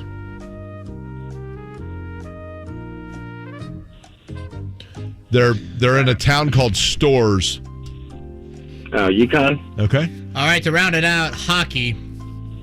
Alex Ovechkin of the Capitals reached the 1,400-point plateau as the Caps beat Tampa Bay. Ovechkin's the 21st player in NHL history to reach 1,400 points and just the 5th to score them all for one franchise. Which of the following is not one of the other 4 to score all of their 1,400-plus points for one franchise? Is it A, Sidney Crosby, B, Mario Lemieux, C, Stan Mikita, or D, Steve Yzerman? Crosby. Nice. Crosby. Good way, Eric, to finish there. The pregnant pause helped, I think. Francesco Molinari. Isn't that what they say to do in radio when you're trying to emphasize something? Francesco Molinari pick for Eric there. Hopefully that goes better than the pop quiz. Pop quiz. But stay on the line. You're going to win something, right, Mark? Yep. Cool. Number 1, the Masters underway at Augusta. The average first-round score of the last 30 winners is below 70. Of the 30 winners, how many finished the first round with a score over par? Answer was 3. That is correct. You know the last one, Scotty? You know the last one? Yeah, neither do I. I was kind of curious about that. Jake, number 2. Happy 68th birthday to Tony Dorsett. He was selected number 2 overall in 1977. Number 1 in that draft? One of the first wall Sports Illustrated posters I owned, I actually won it in a carnival. It was Ricky Bell of the Tampa Bay Buccaneers, the late Ricky Bell. That's whose name rang a bell. He had played for John McKay at USC. You don't Good get player, to come back too. tomorrow. You don't even get a lousy copy of our home game. You're a complete loser. In my opinion, that sucks. I just don't want to pigeonhole. Yeah, man, don't. Wow. Bob Feller was the answer for question number 3. It is UConn who had performed the daily, or the double, if you will, and Sidney Crosby was correct for number 5. That's what I thought you were doing when we were coming into the pop quiz, Kevin, because you were just staring down. And I was locked into the leaderboard. I just don't want to pigeonhole. We've got somebody at 2 under par. Jake, a former major winner, multi-major winner from Ireland. Chichi Rodriguez. Ireland. Bono. Padraig Harrington. Yep. I like him. He's cool. You know him, right? Yeah. Remember him? I mean, I don't know him, but yeah. It's kind of been a while since he was relevant and won, but finished well last year there. 2 under through 4. How many? Who's the biggest flash in the pan golfer? Like one that was like, oh my, like that it, for a brief period had the world at his fingertips, and you're like, this guy is going to be like the next Tiger, and it just, and then you're like, whatever happened to him? God, that's a good question. I mean, some people would honestly say it probably is a little too harsh to say, but people would say Rory. Rory McIlroy hasn't won a major since he was 24, I believe, and he's my age, so he's 32. Okay, how about, I'll give you a couple here. Rory probably had too much success, though, to really qualify as that. David Duval? Did Duval have enough success on the major? I mean, there was a time there, though, where he was... I'm not even saying that they had a lot of success, but it was predicted for them that they would. Rory won a major, so he turned pro in 2009. He had 4 majors by 2014 and has not won one since, and has only finished in the top 3 in 1 of those. Sergio Garcia? Yeah, Sergio's career is kind of weird. Started off great, and then nothing, and then won a major. Right. Won the Masters a couple of years. Okay, Jordan Spieth? No, I think I think he'll still get back there. I don't think it's quite as bad as Rory. Well, I don't think it's bad, but I mean, in the beginning, though, it was like, oh my gosh, this guy's going to win everything. Yeah. And like every Masters. And he's cooled down a little bit, right? He certainly has done that. Some potential good news for Purdue basketball. We'll talk about that when we come back, round things out. Kevin and Query, 93.5, 107.5, The Fan.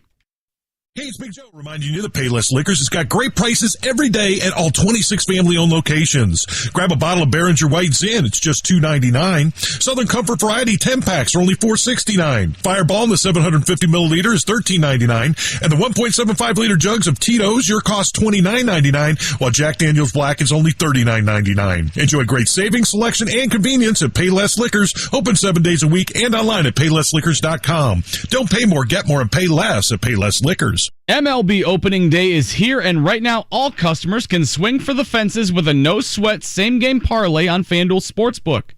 Hey, it's Mark from Kevin and Query. All you have to do is pick any MLB game and combine at least 3 bets into one bet for bigger payouts. And if you don't win, FanDuel will refund you up to $10 in free bets. We've already had a couple of postponements on the opening day slate, so I'm looking at Cubs and Brewers today. I've got Kyle Hendricks over 3.5 strikeouts, Seiya Suzuki as an anytime home run hitter, and under 10 runs in the game. Make your same-game parlay any way you want, and if you don't win, like I said, FanDuel will refund you up to $10 in free bets. So head over to FanDuel, download the app today, and sign up using promo code MARK to bet your no-sweat same-game parlay today. That's promo code MARK on the FanDuel Sportsbook app, MARC. 21 and over and present in Indiana. First online real money wager only. $10 first deposit required. Bonus issued is now a drawable site credit that expires 14 days after receipt. Restrictions apply. See full terms at sportsbook.fanduel.com. Gambling problem? Call 1-800-9-WITH-IT. Business catering doesn't have to be boring. In fact, it shouldn't be. Whether you're looking for boxed lunches with fresh wraps, taco bars with all the fixings, or our signature smoky barbecue, Nameless Catering is ready to take your team lunch to the next level. Nameless Catering prides itself on being flexible and affordable for corporate catering options. Small to large, we do it all. Visit namelesscatering.com for more information and to request a same-day response. O'Reilly. If your vehicle squeals or grinds when you slow down or just isn't stopping like it used to, you may need new brakes. Through May 24th, check out the spring brake deals at O'Reilly Auto Parts and get 15% off a set of Brake Best Selector Import Direct brake pads with 2 rotors. Restore safe braking and save money now at O'Reilly Auto Parts or shop online at O'ReillyAuto.com. O'Reilly Auto Parts. We buy any car. We buy any car. We buy any car. Any. Trading in or selling your car, truck, or SUV, WeBuyAnyCar.com takes the hassle out of selling in just 3 easy steps. 1. Get your free online valuation. 2. Drive to your local car buying center. And 3. Walk out with your check in as little as 30 minutes. So don't wait. Get your free online valuation now at WeBuyAnyCar.com. Find out how much your car's worth at We Buy Any Car. Every legendary ending There's a checkered flag. has an epic start.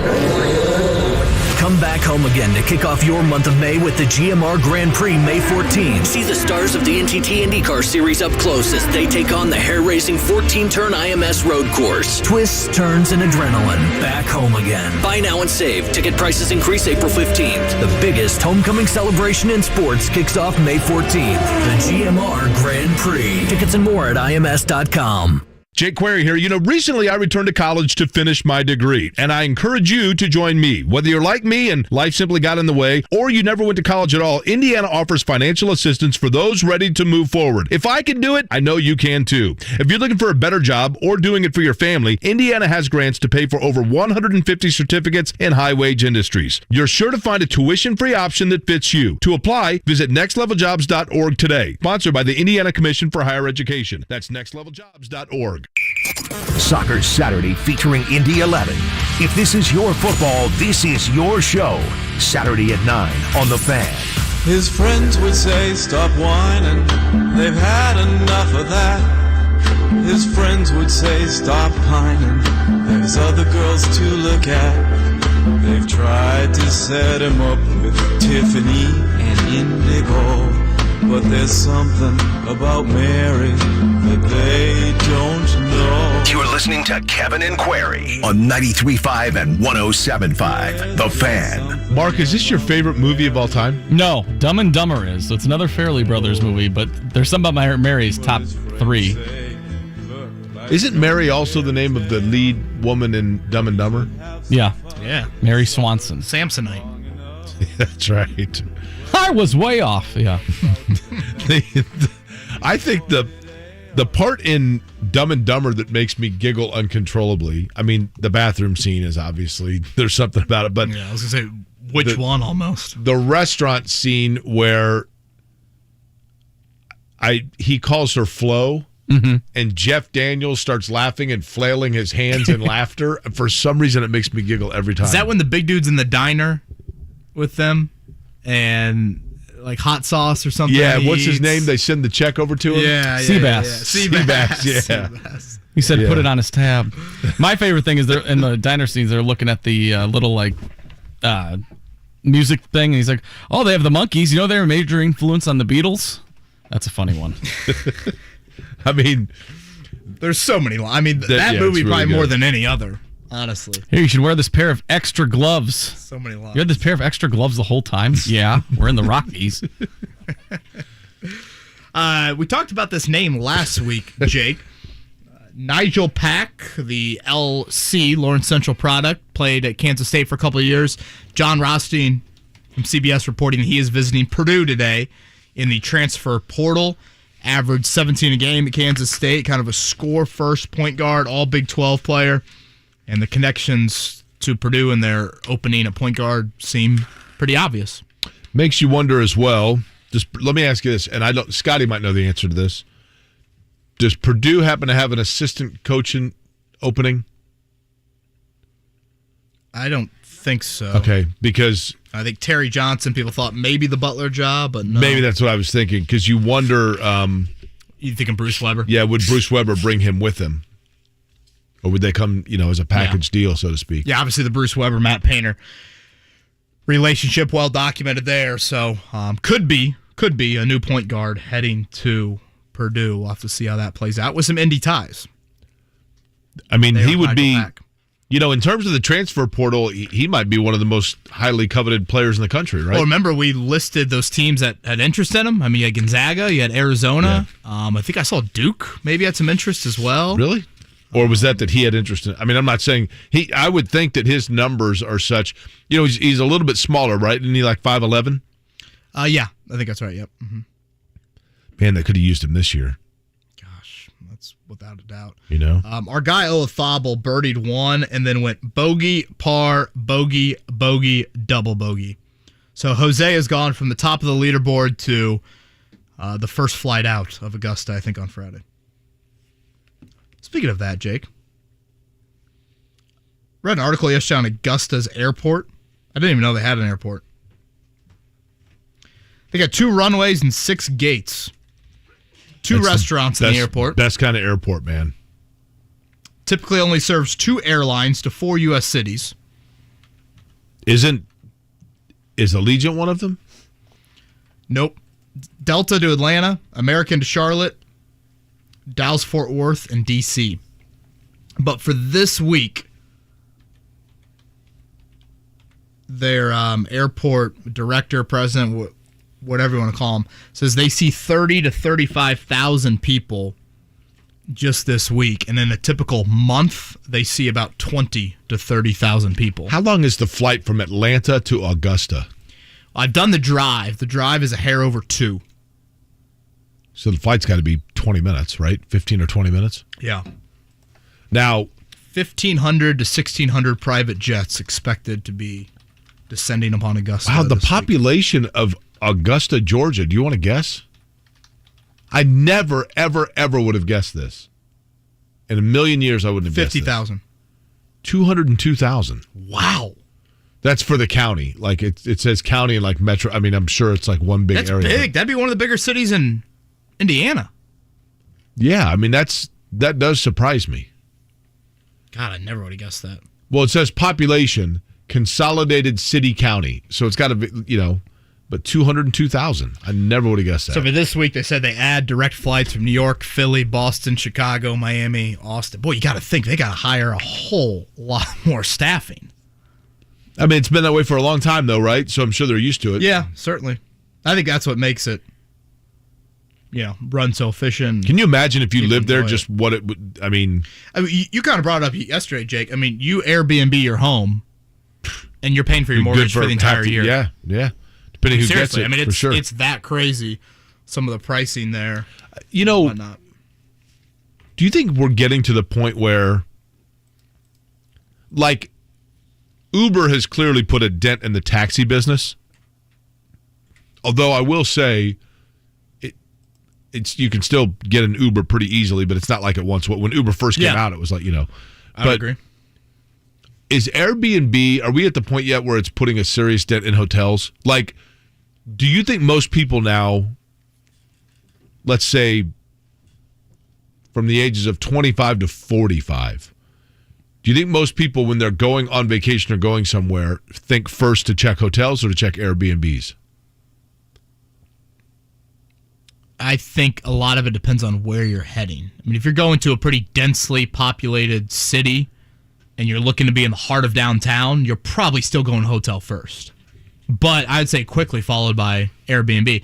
Like, I've been to some weddings, like we went to a wedding a couple years ago in Charleston, and it was with my friends. So, like, the first thing we thought of, let's all get an Airbnb together with 3 or 4 couples. Right. So I think it's a little cheaper that way, right? A lot of it, I think, depends on what is the occasion. Obviously, if it's like a couple vacation and it's just you and your significant other, probably hotel, I would think, first still. You get creeped out staying at Airbnb? I do. Thank you, Mark. Because I haven't done it yet, but I was like, that's one of the things in the back of my mind where I'm like, that's just kind of weird. I feel like. Not really. No. I'm with you, Mark. Yeah. And the other thing, too, is oftentimes, and I guess this is probably true in hotels as well, but the biggest thing for me in an Airbnb is I can never figure out the TV, because they always have that. They have like 7 Roku or remotes Hulu, and like hit that cable button, hit that power button. Don't hit the TV though. Totally, hit all on. I just want to turn it on and see the guide and pick a channel. And that's how I feel about the Masters right now. An hour and 10 minutes away from Eldrick Woods on the first tee. We have 2 people at 2 under par. Podrick Harrington is one of them. Jake, the other name? Craig Stadler. Guido. Excuse me? Guido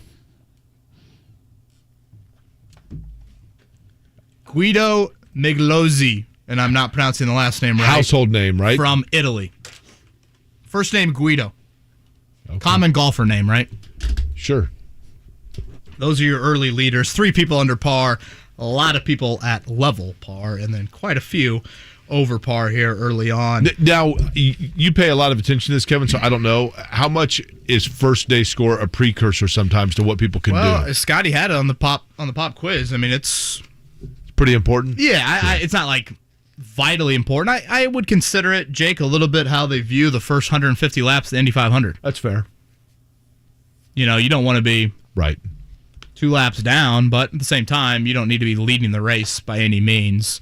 A lot of it depends on your draw, typically earlier in the morning, more prone to lower scores with all the rain they got overnight there. We'll talk about that tomorrow, hoping to have Thad Matta on as well, MLB opening day. So it's kind of a fun Thursday in the sports world. Thank you to Scott Agness and Will Carroll for coming on with us. And again, tomorrow, hopefully Thad Matta to round out the week. Everybody have a great Thursday. We'll talk to you tomorrow, 7 a.m. Kevin and Corey. Do you need to get head protection? Because I'm about to blow your mind. With Tiger. Blow away, sir. Well, Excuse me. Boy. Okay.